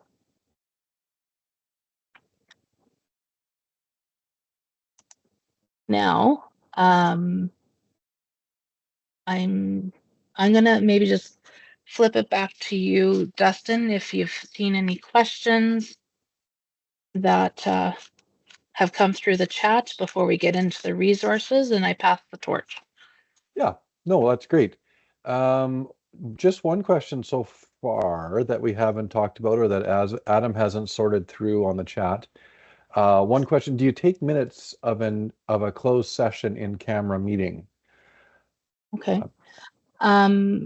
So it's recorded when you go into closed session, and you would record who is in attendance of closed session. That's going to be set out within your council procedures bylaw. And then you would record when you come out of closed session. But because no decisions are made, no resolutions are passed during that closed session period, there's no minutes to be taken. Because minutes as a whole is to be a record of what occurred at the public meeting. Being closed session is closed from the public, no decisions are made, so there's nothing to record at that time. But coming in and out of it is what's important to record in the minutes. Yeah, that tracks with what you shared about the confidentiality part, so thank you. Last call for questions for Megan. And again, if you decide you'd like to have, if you think of a question later on, like if you're like me, I'll think of really good questions like 2 days from now. Absolutely. Send it to me or send it to Adam, and we'll run it by Megan and see if we can get you an answer as well. So there's certainly, though it'd be great to get them on the call right away. If you need to, we can follow up later with you. Perfect. So yeah, Okay. Go ahead, Megan. Why don't you wrap up with your resources, and then we'll transition over to Keith's presentation. Sounds good. And actually, before I forget, and before we get into resources, I stand corrected when it comes to that conflict of interest. Thanks for pointing that out. I also had an advisor help fact check for me, and you are correct. The land that is to be disclosed is just within the RM and the adjoining. Is it wrong to put additional lands on there? No. Is it required? Also no. So use your best judgment, but to be legislatively compliant, it is only within your municipality and adjoining for the lands that need to be disclosed on your public disclosure statement. Okay, so last but not least, we're going to go over some resources available to you. One of the best ones that I think of is the Municipal Peer Network. So you'll see on the screen saskpeernetwork.org. Please have a visit of that website after our session today. The Ministry of Government Relations and the different municipal associations came together and they recognize that there's a benefit to have a program where support is available and it's provided in a mentor-mentee type of relationship. What the Municipal Peer Network is, it's an experience of a network of experienced administrators and elected officials who have made themselves available to provide advice and offer suggestions on how to handle issues when they arise. They're available to listen to your issues and act as a sounding board. They're also great to provide advice towards raising issues more publicly, and they give suggestions on how to handle those issues based on their past experiences. It's something to note that the Municipal Peer Network, the mentors are not mediators or arbitrators, and they don't provide conflict dispute resolution.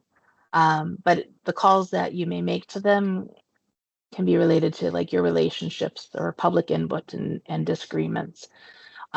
Their calls are also confidential and they're free of charge. So please make sure to visit their website and look through the list of available mentors, and their contact information will be available on that website. Next, Ombudsman Saskatchewan with their website and toll-free number listed above. So Ombudsman Saskatchewan is appointed by the Legislative Assembly. They are to address and resolve complaints that are from citizens regarding the fairness of decisions and actions that are taken by public entities, so including the ministries and health entities, crown corporations, and just in the last decade almost for municipalities as well. When we were talking about the accountability measures within legislation and brought up the ombudsman, actually last year in their annual report, 464 of the complaints they received respecting municipalities were respecting municipalities, and 19% of which were respecting code of ethics and conflict of interest of elected officials. Now, despite the ombudsman being appointed to receive complaints, their focus is also on education, and that's something that is, I find, to be a really great resource to point some of our callers to. They do have different training both online and potentially through request. I can't speak on their behalf as they are at arm's length from our ministry, but have a look at their website. A couple of documents that come to mind for me is they have a handling complaints under the Code of Ethics bylaw. They also have a conflict of interest checklist that you may find helpful in determining if and when a conflict of interest has arose. The Privacy Commissioner. So we talked a little bit about LA FOIP. Saskatchewan Information and Privacy Commissioner, their mandate is to ensure that public bodies such as municipalities both respect the privacy and access rights of Saskatchewan citizens. They have a lot of educational resources on their website, too much to actually list. You could also see past decisions of where they may have done an investigation on a privacy or access complaint. Some ones that I can think of that are very helpful to both not only elected but also administrators. They have some pre-recorded webinars. I noticed a document called Best Practices for Mayors, Reeves, Councillors, and School Board Members. They even have a document called What Councillors Should Know About LA FOIP. So please have a look at their website or give them a call if you need more help. And then our Government of Saskatchewan website. there's so many resources there. Our branch, specifically advisory services and municipal relations, has sample bylaws, or we have guides, we have fact sheets, um, pre-recorded webinars. The world is your oyster when you go onto Saskatchewan.ca. And it's not just limited to what we have as the Ministry of Government Relations, but search bar is your friend. Make sure to search out or use that search bar to your advantage. If you're having a hard time locating something, maybe give us a call and we'll try and help walk you through to it. And there is a municipal administration page. That's going to be your main hub for all things municipal, according to our ministry. So have a look there. And if you have not been provided it by your administrator or haven't downloaded it yourself, please check out the council members handbook. We just recently updated it in November of this year, gave it a fresh look and expanded on some of the topics, much of which we talked about today.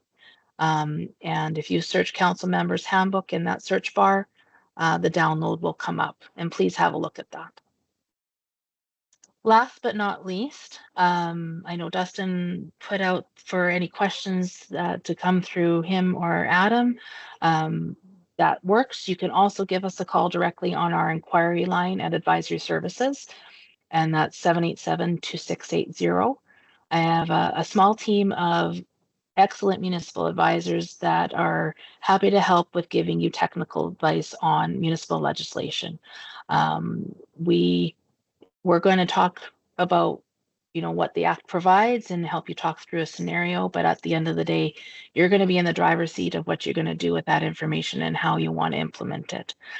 You can call that number that's on your screen or send us an email at advisoryservices@gov.sk.ca. Full disclosure though, we do ask that if you do email, please give us your phone number as well.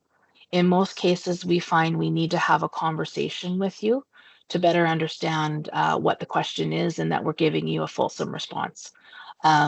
So that's the way to get in touch with us. I don't think I have anything else to add other than, maybe let's take a few final questions before Keith takes over. Yeah, thanks, Megan.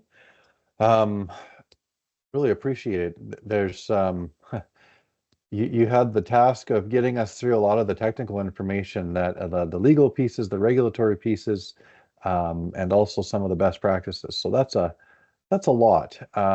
And so I wouldn't be surprised if folks end up reaching out to you for some specific advice about the situations that maybe they're facing.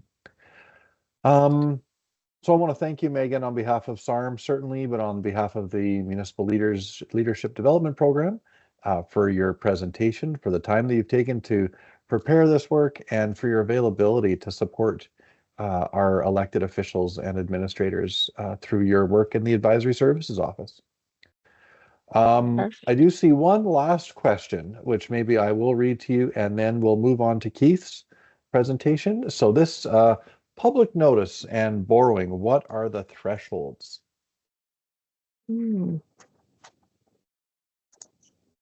I'm not sure. I think we need to talk this through a little bit more. My brain was going to tendering and for public offering, but you're talking borrowing. If you don't mind, if you can give me a call after today's presentation, and then we can look through the act more specifically, if that's okay. Great idea. Yeah, definitely want to get the context on that one. Yeah. Perfect. Okay, Megan. Well, thank you again for your time and your efforts into this presentation. And I'm sure you're going to get some phone calls once this is all said and done. So I'll invite Keith Comstock to join our webinar here. I know he's been listening and waiting patiently for his opportunity to join our conversation. Keith is going to present a session entitled "The Good, the Bad, and the Ugly: Wisdom for Council Meetings." And so where Megan was able to share some of the technical pieces, the regulatory, the legal, and some of the governance best practices, now we're going to talk a little bit about wisdom. Some of that stuff that's a bit of an art, and that can be learned over the course of several several years of practicing in a council setting. I'll share a little bit about Keith. Keith Comstock, if you've been part of the MLDP or frankly the municipal sector, you probably have encountered Keith Comstock before. He's his legacy in this sector is remarkable, frankly, and so we're really lucky to have him. Keith joined Saskatchewan's Public Service in 1979. His career included many years of direct community development work and stints as the province's lead on the Cultural Industries File, as manager of the Municipal Affairs, Legislation and Regulation. As Executive Director of Strategy and Sector Relations, as well, Keith spent the last 8 years of his public service career as Assistant Deputy Minister of Government Relations. So remarkable experience, remarkable insight and wisdom. And so here to share with you about wisdom for council meetings is Keith Comstock. Well, thanks, Dustin, and good afternoon to everyone on the line this afternoon. I want to express my appreciation to Megan. Megan and I was on my way out of the ministry as Megan was on her way into the ministry back in 2019. And one of my very few regrets about leaving the civil service at that point was that I didn't get a chance to work with her directly. Since then, though, we've had an opportunity to work together in situations like these. And I want to compliment Megan on handling an extremely large amount of information in a very efficient way and providing you folks with some really interesting insights and tips for handling your duties as counselors in Reeves. I also wanted to just mention that and thank Dustin and others for referring to me as seasoned as opposed to old or aged, which I am. I also ran my finger down the list of names of participants in today's webinar, and many of them I recognized, but there were lots of them that I didn't either. So I suspect that what we've got here today is a very nice cross-section of people for whom much of this information may be a refresher or something that is kind of standard operating procedure in your lives. Some of it may be totally new to you, and I hope that by the end of today that what you'll get out of this is maybe one or two kind of ideas or tips or tricks or approaches that may make your lives hopefully a little bit easier in fulfilling your duties as counselors. Council meetings are an important aspect of your responsibility as an elected person. Of course, it's not the only one, but they are a very important aspect of your council responsibilities. And I am very conscious that I am the only thing between you and happy hour or doing your chores or getting supper on the table. So let's move on and jump right into this and see what, Adam, apparently the presenter, just a minute there we go. I had the wrong button. All right, so the plan for today is to talk about three general areas. And again, as was the case during Megan's presentation, if you have questions or comments, pop them into the chat. I'll try and deal with them as we go. But we'll also try and leave a few minutes at the end in case anybody, if you want to wait for your question to the end, that's fine too. I want to go from, if you've been in sessions with me before, you'll know this is my standard operating procedure. I always go from the macro to the micro. So I'm going to spend the first few minutes talking about principles for effective meetings in general, and then some of the specific considerations with respect to municipalities and your work as municipal council members. I'm going to talk a little bit about strategies, summarize in perhaps a little more detail than what Megan went into, what the Act says your meetings have to do and what they can't do. And I'm going to spend most of the time, or at least about half of the time, talking about the concept of 90% preparation, 10% perspiration. And I've taken a little bit of poetic license with that saying, but you will find as I go through the materials that I want to present to you today that the key to effective meetings is all in the preparation. I want to spend the last few minutes today talking about some productivity tools that hopefully will, if you don't already use them, they might be something that you consider in your work as counselors and administrators. And as I said, we'll either wrap up with some questions or we can deal with them as we go. So let's talk about some general principles for effective meetings from the 50,000-foot level. It doesn't matter whether you're in a municipal council or in a 4-H club or in a healthcare district or in a school division. These principles are time honored and they happen to affect your work no matter where you're at. First of all, clear purpose. Every meeting must have well-defined goals, and by well-defined goals, I mean more than just surviving it. Because I know that you're in a lot of meetings where you have to really resist the temptation to look at your watch and wonder when it's ever going to end. I encourage and try to live by this myself that before I enter into any meeting, whether I'm chairing it or whether I'm participating in it, I spend a few minutes up front talking to myself and talking to my colleagues, if it's appropriate, about what is it that we plan to get done today? What are the 2 or 3 things that are going to define our success, whether this is actually going to be a good meeting or not, and whether we're going to walk away with a good taste in our mouths about what we were able to achieve. I already mentioned preparation as being an important general principle. This is an inverse law. The more you put into preparation, not an inverse, directly a proportional law. The more you put into preparation, the more you're going to get out of it. And it's all about distributing agendas and materials in advance, but it's also about preparing yourselves to be effective participants. Think of your council meetings as Christmas dinner. We're coming up to the holiday season. I was looking for a metaphor here. Think of meetings as a Christmas dinner, 6 hours of preparation for a 45-minute meal. Have you ever sat back at the end of chowing down on all that turkey and dressing and thought, gee, it took us all day to get ready for this and we were done in a half an hour? Council meetings are a little bit like that. All of the time that you put in preparing is going to stand you in good stead. Inclusivity is another really important principle from an effective meetings perspective as well. The meetings that you have and whether or not people are actually attending in person or reading the minutes of your meetings online or discussing them with you at the rink or at the co-op while you're getting groceries, inclusivity is really important. Meetings are your public-facing events primarily where you represent the public and they have an opportunity to listen to what it is that you're going to do on their behalves. So fostering respectful and equitable participation, and I mean participation in the broadest sense, not just during a council meeting, is really important. Time management, this is one that most people have trouble with. Apparently my current camera is no longer available. Well, you don't need to look at me anyway, as long as you can still see the slides, that's the important thing. The time management, sticking to schedules and focusing on priorities is really important. I know that you have all, at one time or another in your careers and in your public and volunteer lives, driven away or driven home from a meeting and thought to yourselves, well, there you go.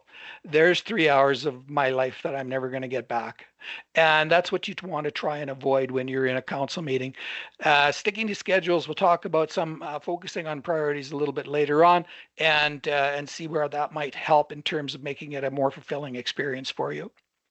Lastly, in terms of general principles, action-oriented outcomes. One of the most frustrating things for not only people that are a member of a group or an organization, but also the people that are affected by your work is when they're unclear about what the decision was or what is going to happen. So having action-oriented outcomes is really important. The note that I made for myself here is ambiguity is the enemy of efficiency and effectiveness. At the end of each council session, you should be absolutely clear on what you've decided, who's going to take action, and by when it's going to happen. So those 5 things are rules to live by. And if you were going to choose 1 or 2 of these slides to stick up on your bulletin board to remind you, this might be one of them. Let's move on and talk about principles specific to municipalities then. Again, moving from that macro 50,000-foot view down to a little bit closer to things that are particularly pertinent to the municipal structure. One of them is transparency, accountability, and the public trust. We've already said council meetings are the primary venue where decisions affecting the community are made. And when your meetings are organized and inclusive and efficient, it really demonstrates to residents that their government operates with integrity and transparency. And public trust increases when constituents see that their concerns are addressed and decisions are made fairly. And I purposely put this one as number one. Yes, you want to have efficient and effective meetings because it's good for you as a council member, but efficient and effective meetings are absolutely integral to building transparency, accountability, and public trust. Efficient use of time and resources. One of the best compliments I got when I retired was from the then executive director of New North. And I won't quote him exactly, but the gist of it was this. I didn't always agree with what Comstock had to say, but I knew that when I was in a meeting with him, it would start on time and it would end on time. Now, I understand that it isn't always possible to end things on time, but you can absolutely start things on time. And by having a focused agenda, some time limits, and clear leadership and clear participant responsibilities, fulfilling their responsibilities, you can make efficient use of time and resources. And it's more than just council, it's your administration and your staff as well. Effective and efficient meetings facilitate informed decision making. There's nothing worse than, and I do, being the policy junkie that I am, I do occasionally click on to some of the council meetings in the larger communities that are actually broadcast over television, and I can't help but think that this really is really not a very good example of people being prepared and ready to participate in the discussion and the decision making in an effective way. An effective meeting really is intended to allow diverse opinions and a well-rounded discussion of the matters at hand, but you also have to maintain a focus. And when you do all those things successfully, it leads to well-rounded and thoughtful decisions. Promoting collaboration and civility. I'm going to talk a little bit later about interacting with the public and some strategies or some things to think about when you have delegations that present to council. But really, a well-managed meeting encourages that respectful dialogue, and it fosters collaboration among council members and among, even when opinions differ. And that's probably the most important part. It's okay if everybody's getting along okay, but when disagreements or differences of opinion arise, sometimes the rules and the fences and the conventions that you have around how you run your meetings can help to avoid problems. And lastly on this list, this notion of encouraging community engagement is really important. Megan made the point several times in her presentation about the important not only legal perspective, but also the ethical perspective of encouraging community engagement and participation at the council level. So it's good for them too when they know that they are going to be heard and that it's going to be in an open forum where their views and opinions are respected and treated in an appropriate manner. It really does help to buttress up that number one, the transparency, accountability, and public trust aspect. So with that as background, if you weren't convinced before that having efficient and effective meetings is an important part of your responsibility as council members, hopefully that will have convinced you that the more effective and efficient you are, the better off everyone is. I just want to spend a couple of minutes talking about what the Act says about how you conduct your meetings, the things that you have to do, and some of the things that maybe are a little bit more optional. Meeting schedules and notice. The Act says that council must establish a regular meeting schedule, including dates, times, and locations. Municipalities are also required to give public notice of regular meetings. And they're also, Megan, towards the end of her presentation, talked a little bit about special meetings. There's a set of rules and procedures around those as well. Those are just the minimum requirements, though. I would encourage you to have a look at those, incorporate them into your standard practice. And if there are other things that you can do that will help to facilitate the principles that we just finished talking about on the last slide, I would encourage you to incorporate them into how you organize yourselves. Megan said, I don't know, I didn't count, but it must have been at least 30 times, that all meetings of the council must be open to the public, and that with respect to in-camera sessions, there are some rules about that. I've got a slide later on where we'll take a bit of a deeper dive into closed or into in-camera sessions to maybe give you a little bit more insight into where I'm at on that topic. But the bottom line is you are there and elected by the ratepayers to represent them and to make decisions on their behalf. It is incumbent upon you as council members to do that in public. Quorum requirements. The Act says the quorum that required for any council meeting to proceed is the majority of council members, unless otherwise specified in your procedural bylaw. So if you haven't already read that procedural bylaw, I would encourage you to do so. It's kind of one of those things that by the end of your first term in office, it ought to have dog ears and have, you know, lots of thumbprints and underlines and highlights in it, because it really is the rules of the game with respect to how you conduct yourselves. And that leads us right into the notion around meeting procedures. Nothing more frustrating to either a participant in a meeting or the leader of a meeting where the people that are involved do not understand the rules.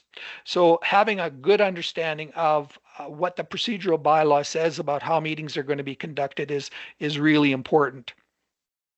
Record keeping, I thought twice about whether or not to put this one in. I know there are lots of administrators on the line today, and there are differences of opinion, frankly, over about how detailed minutes need to be and what sorts of records are. And I've been involved in organizations that had, you know, the very bare minimum. We could have a 3-hour business meeting and the minutes wouldn't take up a page. And then I've had other organizations that I've been involved in where we've had an hour-and-a-half meeting and we had, you know, a short version of War and Peace, so to speak, in terms of the level of detail. You're going to have to decide what works for you as council members. My rule of thumb has always been, if I go back and read those minutes a year from now, will I still be able to get a sense of what the discussion was, how it went, what were the key factors in helping council to make their decision? And it kind of tells the story behind the meeting. So for me, minutes of meetings are more than about just who moved what and whether or not a resolution or a bylaw was carried or defeated.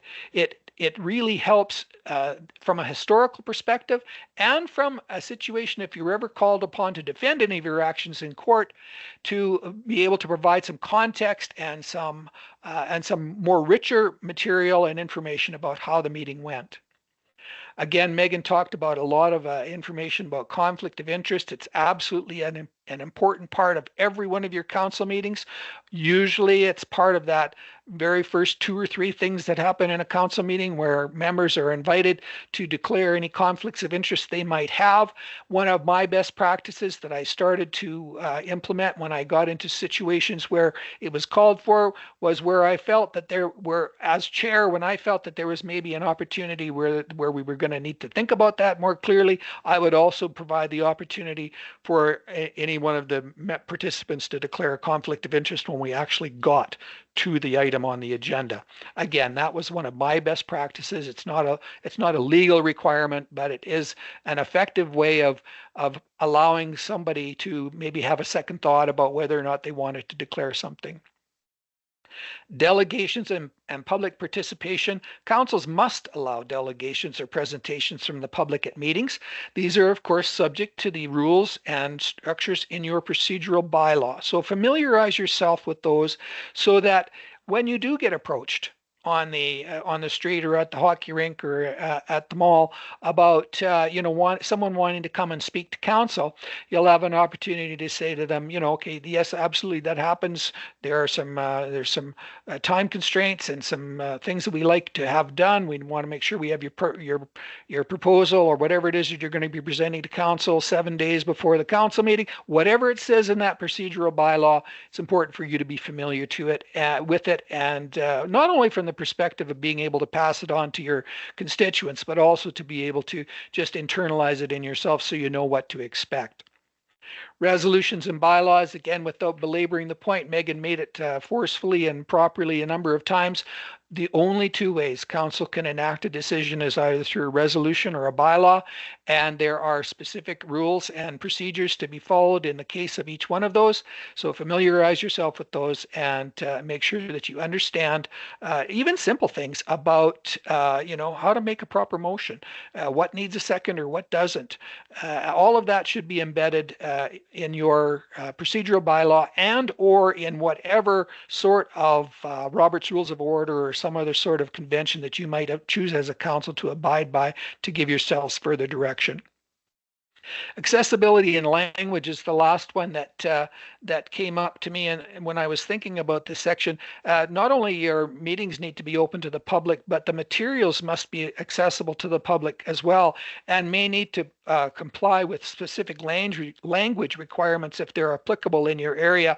There are some matters that council may deal with in the coming years where bilingual provisions are a consideration. So it's not something that you're going to run into every day, but it is a consideration that might come up in your work as a council. So 50,000 foot general principles around meetings, some principles specific to municipalities that we've talked to already, and then some legal aspects of the rules that the province has made with respect to how your meetings must be conducted. Let's move on then to this notion of being prepared. I spoke at the front end about good meetings being 90% preparation and 10% perspiration. Maybe the percentages aren't exactly right, but it resonated with me on the day that I was buying it or that I was writing it. And so that's what I went with. Perhaps more than any one thing, I can say about council meetings is that a successful one is a partnership. It's a three-cornered or a three-legged stool where if any one of the partners in the partnership doesn't fulfill their obligations, you're not going to have an effective meeting. The three partners in your effective council toolkit are the administration, your administrator, and whatever other members of the staff might attend meetings on a regular basis. The chair, either usually the reeve or the mayor or the deputy reeve or the deputy mayor, and the council members themselves. Everyone has a responsibility and a set of things that you can do to try and make meetings go more effectively. And like I said, if any one of those three partners does not successfully fulfill their responsibilities, you're going to not have a successful meeting. Having said that, in the 25 plus years that I spent talking to councillors and mayors and reeves about how meetings went and how frustrating it can be sometimes, probably the most often heard complaint or observation that I heard from folks was that our meetings would be so much better if councillors and I don't exclude Milt, yes, the slides presented by each presenter or the presentation, yes, are going to be available for review after the meeting. There you go. See, Dustin, I was keeping my eye on the chat. Back to my thought. The thing that I heard most often was that it would be so much better if people would just read the materials before they got to the meeting. I can't tell you how many staff have come up to me at UMAS and ARMAS meetings and said, we spend so much time talking about things and going through details of whether it's a policy brief or a decision that council is going to make and answering questions that if the councillor or the mayor or the reeve had just read the meeting materials, they would know the answer and things would go so much better. So I came up with these 6 kind of rules for you.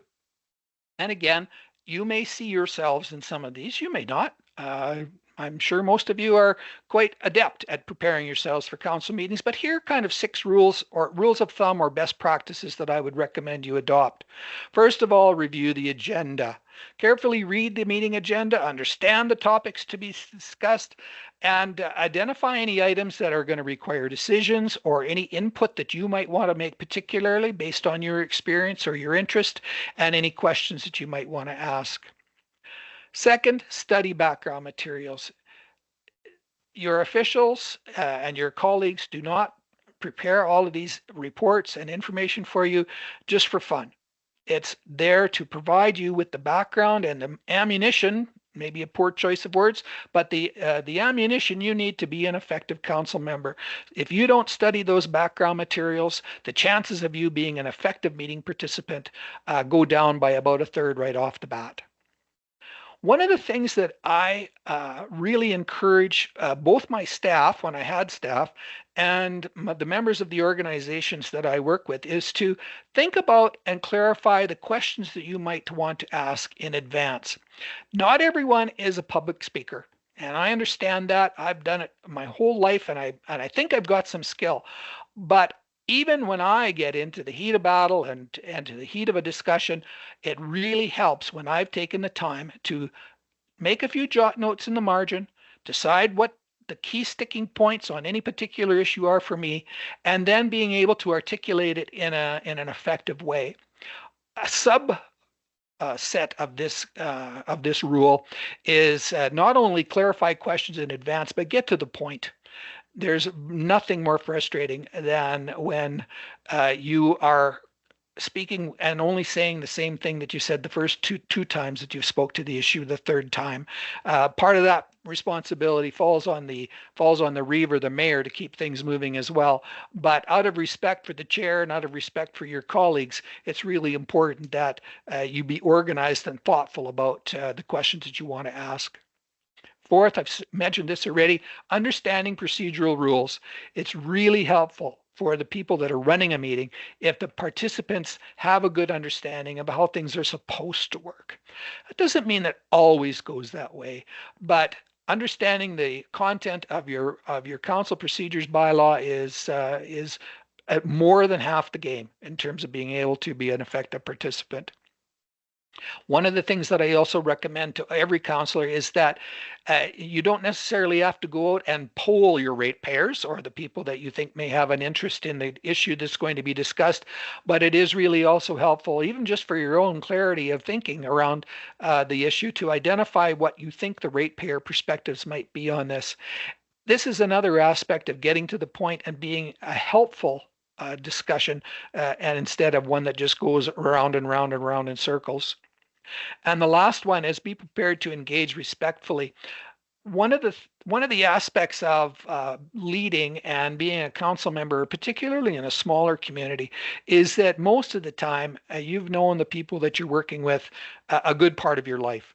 You might be co-workers, lots of times you're related, you went to school with them, you played baseball, we're in the same 4-H club, and it's easy sometimes to forget that you are in a different situation when you're acting as a counselor, and it's really important for you to approach the meeting with a collaborative mindset, to respect those differing opinions and focusing on solutions as opposed to the person that's putting forward the solution.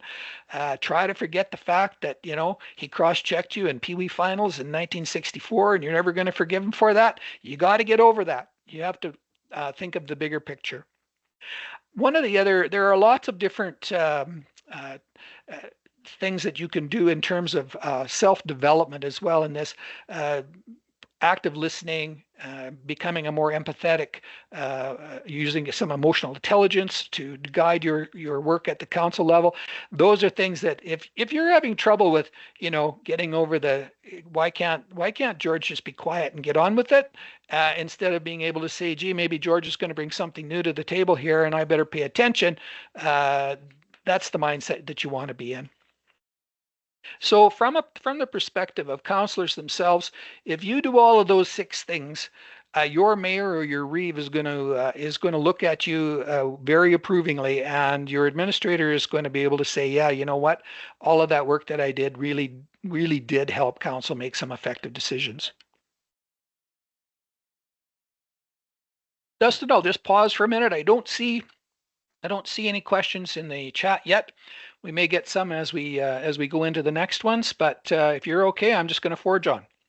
I think you just keep rolling there, Keith. And folks on the call, those who'd like to ask questions, we will circle back to anything that comes up in the chat. So don't be hesitant. Go ahead, Keith. Who's leading this parade anyway? Perhaps one of the most difficult roles or responsibilities that mayors and reeves have is leading council meetings. And You know, some folks just have a natural talent for it. Most of us don't really enjoy it, quite frankly. And the previous slide, when I talked about how councillors can prepare for council meetings, will really make the job of your mayor or your reeve a little bit easier to handle. But whether they like it or not, the leader of the guy that's leading the parade, the man or woman that's leading the parade, is either going to be the mayor, the reeve, the deputy mayor, the deputy reeve, and that's just the way the world goes. So let's talk for a minute about 5 effective strategies that if you're called on to lead a council meeting, that you can use to good effect. Now, don't forget, I've already talked about, yes, I understand that you know these people that are sitting around the table very well, quite possibly your co-workers or maybe even related, or you've known them for most of your life. You're in a different situation at council. You have to be able to set aside any of those sorts of relationships and or biases and or tendencies to be more charitable to them than you might others based on your relationship with them. And remember that you're there to lead the council meeting and to make effective and to ensure that your council makes effective decisions on behalf of ratepayers. One of the best ways of doing that and practice it, this is not easy, it takes practice. I'll acknowledge that. I've chaired thousands of meetings over the years, and I'm still not as good at it as what I could be. But one of the things that I really do feel is important is this setting the tone and establishing the respect, not only the respect that ought to be given to the chair, but also the respect that the chair gives to the participants of the meeting as well. So when you model that behavior and the professionalism that you expect of others during those meetings, you're going to be in a better position at the end of the day. I always begin my meetings with a calm and a welcoming and a focused introduction. I will often go through the 2 or 3 things that might be of particular note or particular importance. We talked about setting priorities a little bit earlier on, and setting the tone for the meeting in a way that encourages everyone to see you as not only the leader or the person that allows them to speak or tells them that it's not their turn yet, but also someone that brings that air of dignity and respectability to the process. Mayors, reeves, deputy mayors, deputy reeves, insist upon and make sure that you work with your administrator to develop a well-structured agenda. I'll talk a little bit more about what does a well-structured agenda look like and what does it mean. But in essence, that's the game plan, right? That's what people are looking for. That's the public-facing, forward-facing a document that you give to folks to tell you, here's what we're going to do today, folks. And if it's well structured with clear timelines and clear topics and things that are prioritized, you're going to make some friends when you do that. One of the other points that I wanted to make today was the tendency that, and the difficult job it is to facilitate discussion as opposed to dominating the discussion. We often describe mayors, reeves as first among equals. Mayors and reeves, other than having a few more responsibilities than what councillors do, they have no more authority, no more decision-making power than any other councillor. So it's really important to hone your skills around being able to make sure that all voices are heard, that discussions stay balanced, that the debate stays focused on the agenda items, that you use open-ended questions to encourage participation from quieter members that may need to be brought out. You're going to get to know your council very well, and it may even get to the point where you can probably predict pretty closely what any one of them might say on any given issue. I want you to use that insight and that power in a positive way as opposed to a negative way, and really understand that your role there is to make sure that you keep your eye on the horizon, that you keep your eye on the goal, and that people feel like, not only feel like they've had a chance to be heard, but they actually have been heard in an effective way. Managing time effectively is one of the most difficult jobs of a chair of any meeting. It's it's really important to start on time, and I understand, as I said earlier, that it's sometimes more difficult to finish on time. But it's like that set of things that you'll see on the internet that are running around today. You know, it's impossible. It's impossible to par every hole in a golf round if you double bogey the first one. And so if you take, and your mom used to say probably, or your dad used to say, you know, if you look after the dimes, the dollars will look after themselves. If you're managing time effectively, that means that every item on the agenda has to be paid attention to, and that you'll need to find a way to effectively and diplomatically move things along when you feel like you've had enough discussion, and that calling, and it's time to call for the question. And sometimes you might have to just say, okay, well, you know what, we thought this was going to take 15 minutes. It's clear that we've got more to talk about here. You're going to make a decision on the fly to maybe extend that to 20 or 25 minutes. Understand that if you don't want to run 10 minutes over, you got to take that 5 or 10 minutes away from something else. So you're either going to have to reconcile the notion of, you know, the meeting's going to run a little long, or you're going to have to decide to table some items in order to end on time. The last thing that's important on my list, at least for chairs and for the leaders of organizations, is to focus on decisions and follow up. It's really tempting and sometimes easier for us to just say, okay, well, you know what, we'll make a decision that's kind of ambiguous, or that doesn't actually hone in on what it is that we're specifically going to instruct our staff and our administration to do. It's important that at the end of each agenda item that you summarize, that you note the decisions that are made and the next steps, that you assign clear responsibilities and deadlines for action items. And again, you don't assign them on your own. You decide as a council what's the appropriate time frame. But in summarizing those items, you follow up on those so that everyone is understanding of what it is that they've committed to, or that they've been committed to, depending on how the situation unfolds. This also helps to ensure that your meeting minutes more accurately reflect the discussions and the decisions. We've already talked a little bit about what level of detail. If you're thinking about taking a minimalist approach to meeting minutes, this is not where you want to take that. My preference and my recommendation is to you that you be as clear and as direct as possible in terms of making sure that everyone understands what the decisions were and who's going to follow up and when it's going to happen. The third partner, or the third leg of your three-legged effective meeting stool, is your administrator. They have arguably the most difficult job in all of the council meetings, because they are there both as expert, as advisor, sometimes as taskmaster, and certainly they are implicated. They and their staff are implicated in every decision that you make.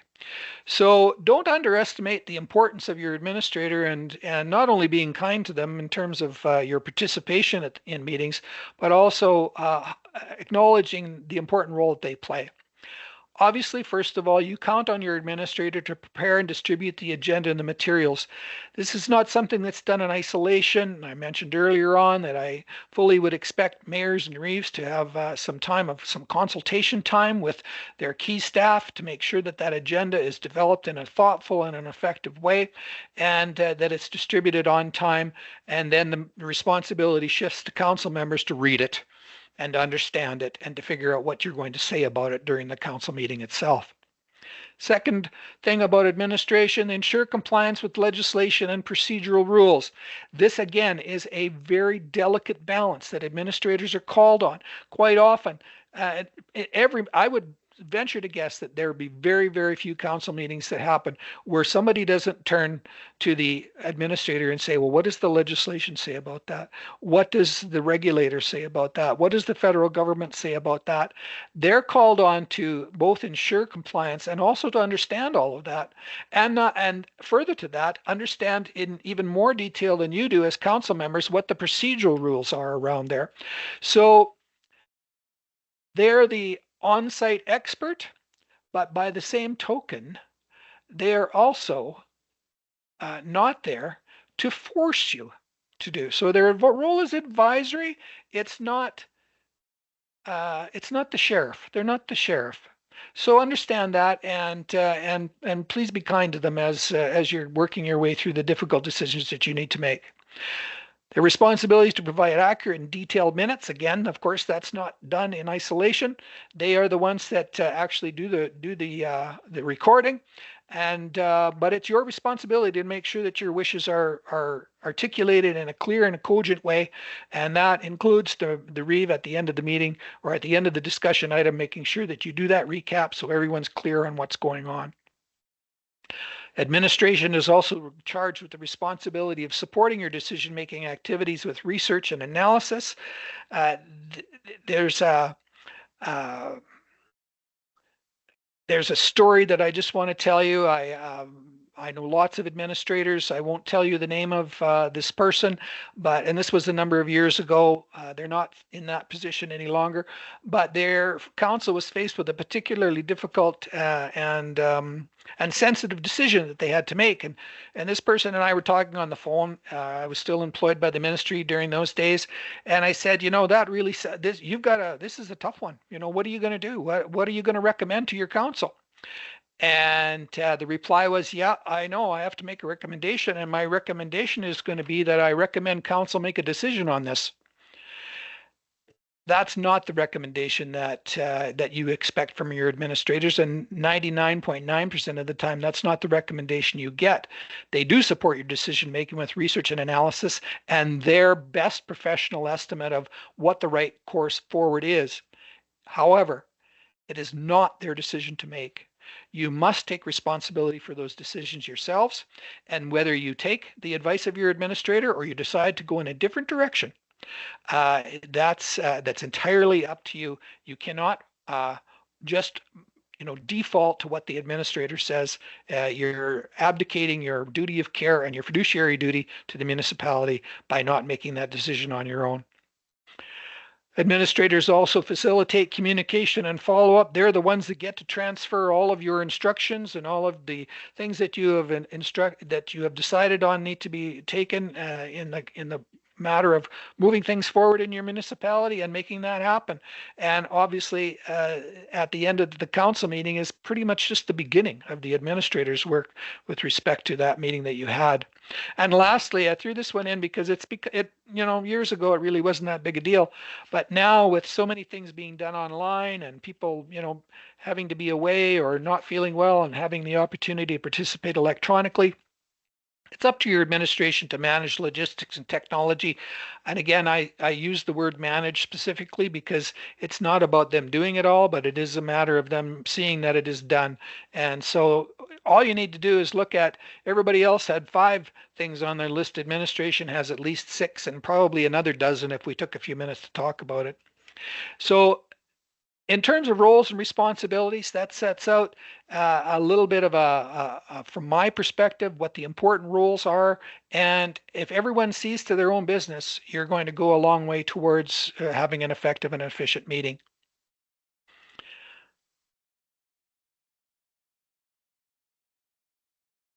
I said earlier that I wanted to spend just a minute on in-camera sessions because when I said earlier about the number 1 complaint that I got about that I heard from folks was about people not being prepared for the meeting, probably the number 2 or number 3 complaint that I got mostly from citizens was that their councils abused their ability to go in camera. And instead of biting the bullet and taking these decisions and in a public forum, they would use almost any excuse to go in camera to try and avoid having to either debate in a public forum what they wanted to say in a public forum, and try to, by virtue of using an in-camera session, to abdicate their role of being leaders in the community. So I want to stress to you that in camera really is the only time that a part of a council meeting can be closed to the public. And as Megan explained, there are it's a very short list of things that are permitted to be discussed in an in-camera session. Personnel issues, Legal matters, either receiving of legal advice or litigation or the discussion of potential legal risks can be discussed in an in-camera session. Matters around land, negotiations for purchase, sale, or lease of property can be discussed in camera. Some contract negotiations, if you're in that situation in your municipality, can be done in camera.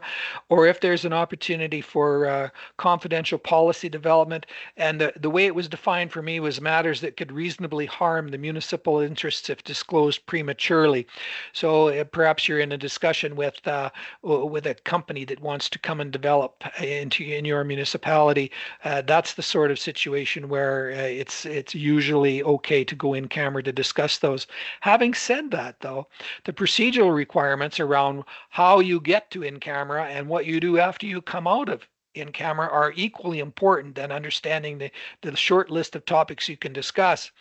As Megan said, you have to make a resolution in order to enter into an in-camera session, and you also have to exit the in-camera session in the same way. I differ, frankly, about the best practice, and best practices would lead me to make this recommendation. Again, it's not in the legislation, but I would encourage you to think about it, whether or not it's a good idea for your council. I believe that I believe that it is a good idea to keep minutes in an in-camera session. They are confidential, and they must be protected and kept in a manner in that they would stay confidential and not be disclosed inappropriately.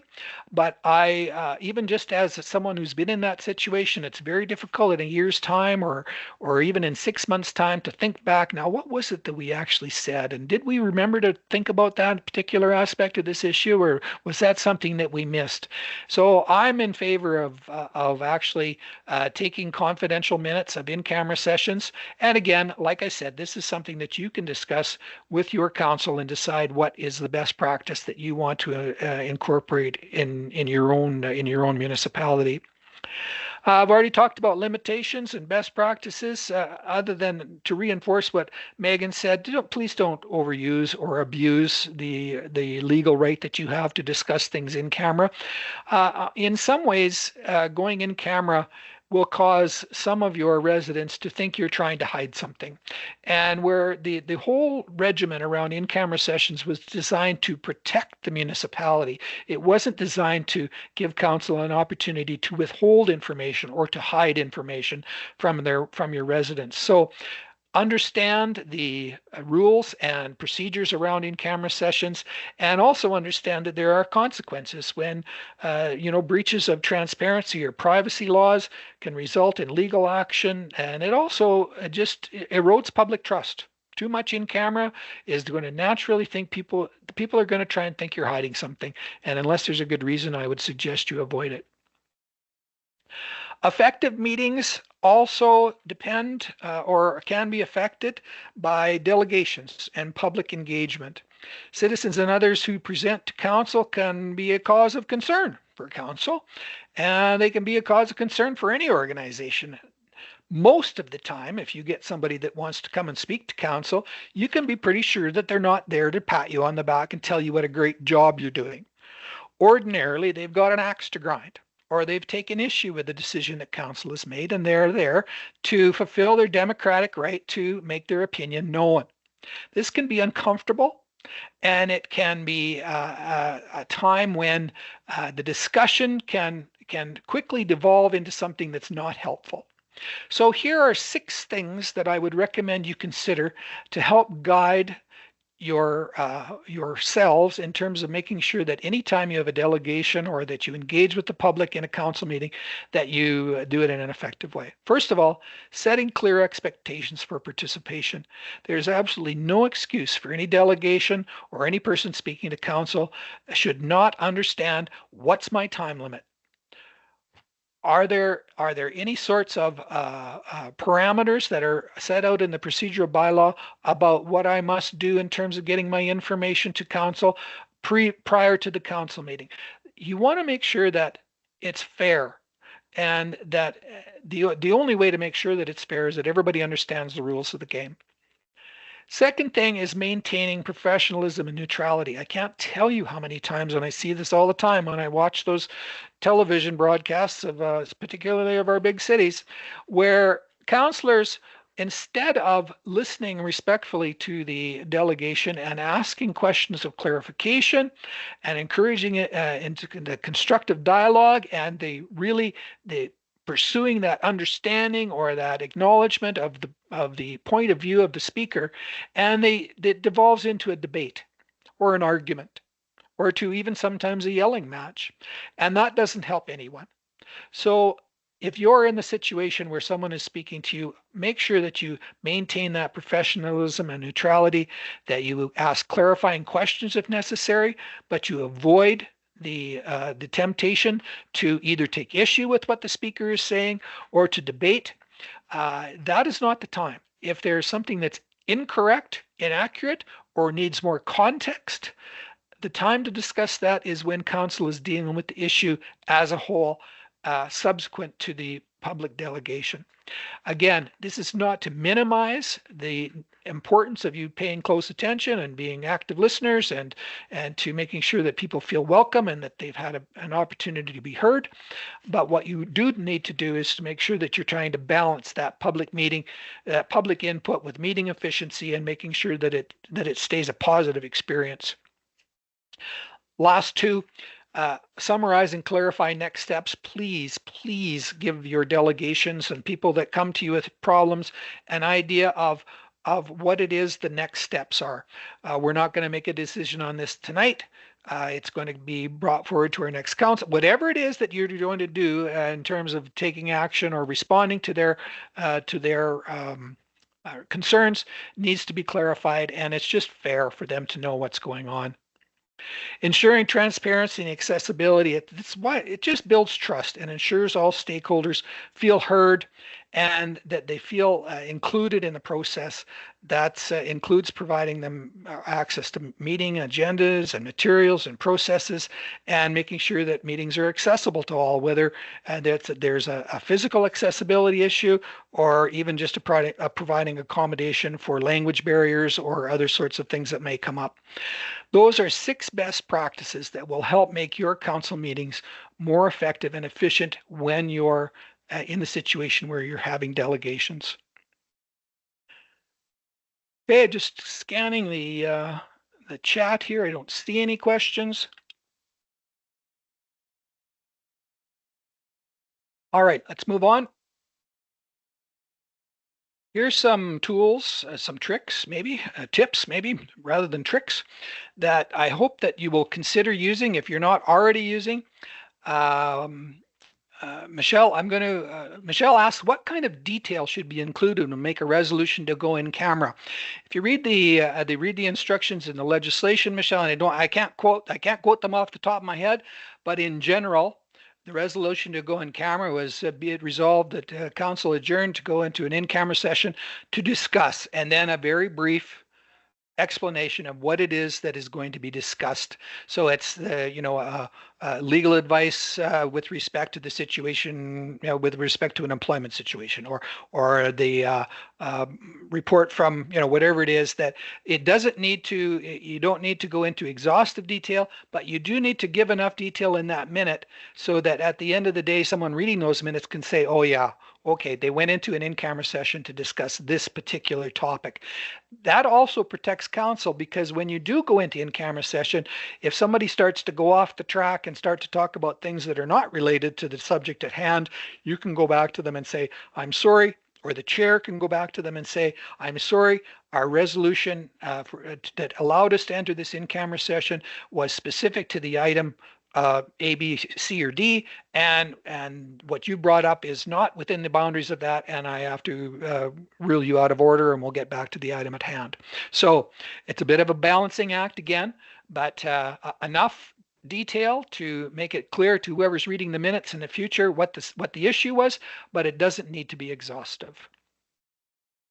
Okay, some productivity tools then. Hopefully, Michelle, that was okay. If not, follow up and shoot me another question. There's lots and lots and lots of things out there that you can use, and I had to, kind of winnow down the things that I thought might be most appropriate or the most helpful. And so here's the 6 that I would suggest that you give some thought to. I don't know if you use annotated agendas or not, but I found that they are an incredibly helpful tool, not only for the chair, but also for the members of the organization or council members to have. Really, an annotated agenda is just an expanded version of your agenda that provides more detail, such as the purpose of each item, what the outcome might be, the allotted time for discussion. And this really does help to provide clarity on priorities and goals for each topic. It keeps discussions focused and it ensures the meeting stays on schedule. And it helps council members to prepare because you have an idea of what's going to be discussed during that item when you're preparing yourselves way back on slide 4 or 5 when you were reading that meeting material. So this is not to suggest that the annotated agenda will try to presuppose or to guess what the outcome of the item might be, but it does mean that you're going to give some thought to how to characterize it so that it's in a helpful way. Here's an example. And I'm sorry, this is small. It's even smaller on my screen. But this is an excerpt from the actual annotated agenda that I use. One of my volunteer gigs these days. I'm the chair of the Provincial Archives of Saskatchewan, and this is the first page of the annotated agenda that was prepared for me. And you can see that it includes very clearly some time estimates for how long the item should take. It gives me as the chair a little bit of direction about what's expected of me, whether I'm bringing greetings or whether I'm going to be with some introductory remarks on the issue. It also indicates what the action is going to be. Does it need a motion? Is it something that we just move that the report is received as information? Is it going to require a bylaw in order to resolve the issue? So these are the kinds of details that will help the chair and you as meeting participants to more effectively get yourselves ready to be good meeting participants. And again, it's quite straightforward. You will decide in the fullness of time how detailed it needs to be, but an annotated agenda is a terrific way for you to provide all meeting participants with a little bit more context and help them to be better prepared. Another great productivity tool, and I think most councils, or many councils anyway, are now moving to this, and that's using what is known as a consent agenda. And really a consent agenda is just a tool to streamline the approval of routine or non-controversial items like the previous meeting minutes or reports or recurring expenditures, all in one motion without discussion. And it's included as a part of your agenda. Any member that takes issue with something being included on the consent agenda, if you feel it's not something that something that does need discussion, you can make when that item comes up on the agenda, you can suggest or make the motion that such and such an item be taken out of the consent agenda and added to new business or added to old business or whatever else it is. It's just a tool to save time. And again, maybe from a tricky productivity perspective, if you know that there's going to be a consent agenda item, it will probably inspire you to pay a little bit more attention to that when you're doing your meeting preparation to make sure nothing escapes your gaze and that you've done a good job of preparing. So a consent agenda is another good strategy to use for making your meetings more efficient. Very few organizations that I've been involved with have ever used this in a formal way. Some of them do it in an informal way, but I've always been in favor of having kind of an ongoing meeting action tracker. You can either assign this responsibility to the administrator, or if the administrator is busy taking the actual formal minutes, it can be assigned to another member of council. And essentially what this is it's that person's responsibility to keep track of the recording the decisions that are made during the meeting and helping to be clear on who was assigned the responsibility, any deadline that was discussed, and progress updates that might be called on. This, again, if you use one, this actually morphs into the business arising from the minutes section for the next meeting. And it's also a terrific tool to provide to as a summary of the action items that came out of the council meeting on your website, or it's something that can be provided to the media. So I would recommend that you give some thought to, there's lots of different formats out there. All you got to do is Google meeting action tracker and there'll be a dozen that'll pop up for you. But again, in essence, what the notion is that by keeping track of things as you go, you're in a better position to be able to both document them and to explain them to the people that are going to be interested in what happens. Technology tools. I hesitated again about including this one, but in the end I decided because I can remember the days when I would go to ministers' briefings and or meetings of public accounts or meetings with the provincial auditor, and I would literally take 2 or 3 briefcases full of materials just in case something came up. It took me a while to learn it, but I'll tell you, nobody was happier than me when I actually got the hang of being able to use my iPad, my laptop, to be able to not only just take one thing with me when I went to a meeting instead of everything. You'll decide on your own. Sometimes technology is more trouble than it's worth, but I mention it here today because it can be an aid to help make your preparation easier, to just make it easier to carry all your stuff to the meeting, and also make it easier to share. Here's another thing that very few councils that in my history or my experience use. And it's something that I make sure to use in practically every meeting that I chair. I always take a few minutes at the end, and this says evaluation forms. That's a little bit formal for me, but you can use it if you want to. But I always end the meeting with a bit of a discussion about how we did. Did we achieve those 3 or 4 goals that we set out for ourselves at the beginning of this meeting? What did we do well? What could we do more of? What should we do less of? This is a good governance tool, both from the perspective of your development as a team, but also in terms of making sure that you do it while it's fresh in your mind.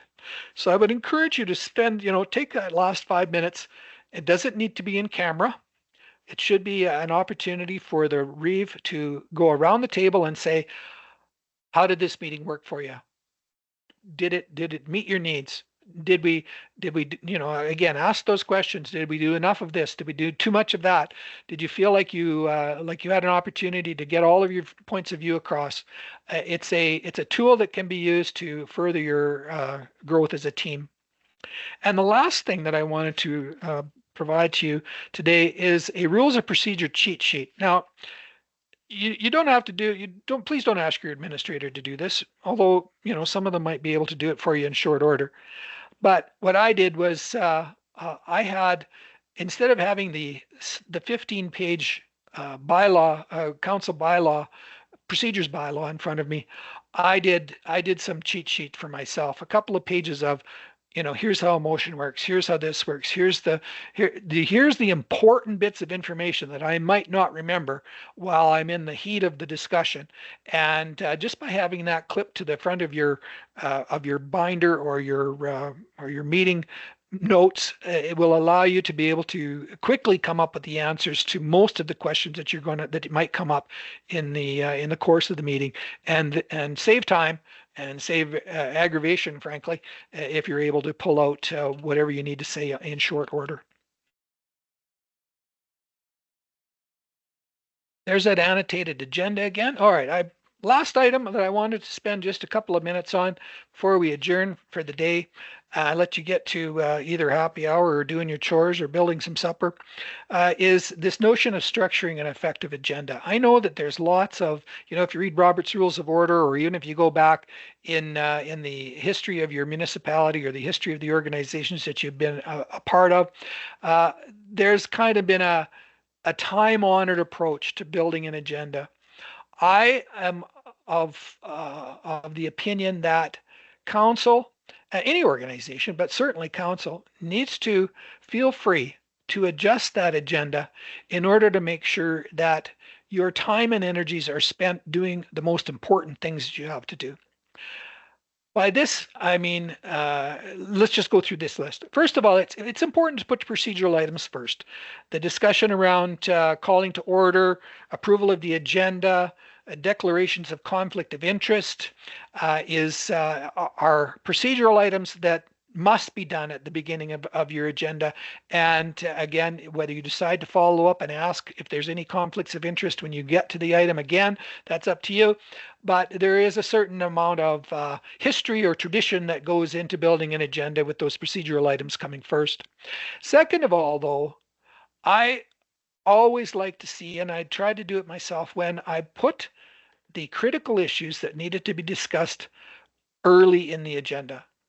And this needs to be balanced with number 3, public input timing. Quite often you might have a delegation, or you might have some sort of a report that's being presented to you.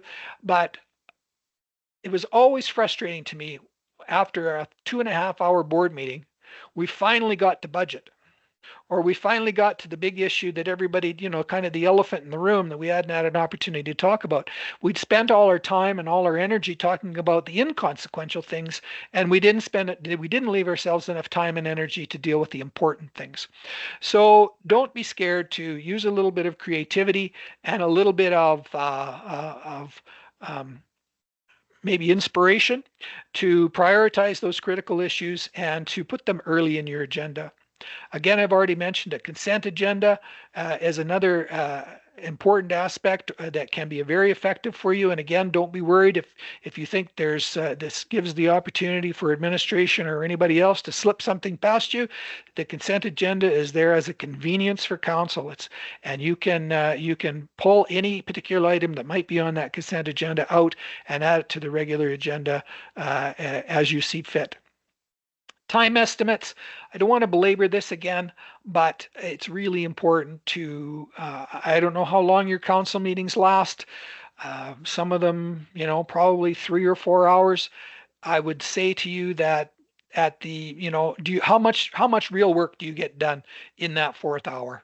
And by putting time estimates and your time expectations on your annotated agenda, or either on your regular agenda, if that's the way you decide to go, it just gives people an opportunity to look at their own watches and say, okay, well, we're coming to the end of this agenda item. I'll either need to make sure my comments are quick and to the point, or maybe I might even decide not to make a comment in this time because it's already been said by somebody else. So don't be scared to use time estimates. And again, estimates is used, that word is used purposefully, that it's not a limit, it's an estimate. And again, by following, if you're going to put the critical issues first, you're going to put the informational items last. And those are the things that, that if you're tired and you're at the end of the rope and it maybe doesn't need quite as much critical thinking as what some of those critical issues might do. And if you do all those information items first, you waste your energy in an unproductive way. So, Dustin, there's some thoughts, some strategy, some history, some productivity tools. I hope that that folks found maybe 1 or 2 things that they might think about incorporating into either their preparation for meetings or their participation in the meetings themselves.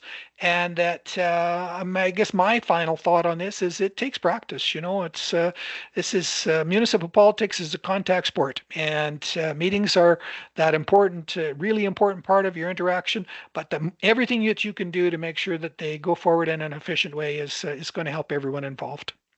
That's great, Keith. You clearly understood the assignment. Thank you so much for the wisdom, the things brought from your experience, the things that you've seen in the field. Really great stuff. And I want to remind folks that all of this will be available, the entire webinar, but also the slides. So there will be opportunity for you to circle back and look at some of this stuff again. Keith, you also did a great job of managing the question or the questions that came through. If there are any last questions, we'd be happy to hear those.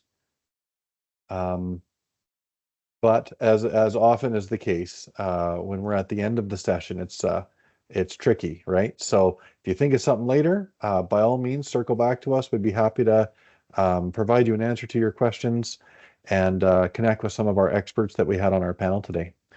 So on behalf of SARM, on behalf of the Municipal Leadership Development Program, thank you for attending this Municipal Leaders Roles and Responsibilities session. Thank you, Adam and others, Keith and Megan, Really great content, so many things to take away from today. With that, we'll adjourn our meeting, and we'll look forward to getting this material out to the participants. Thanks, everyone.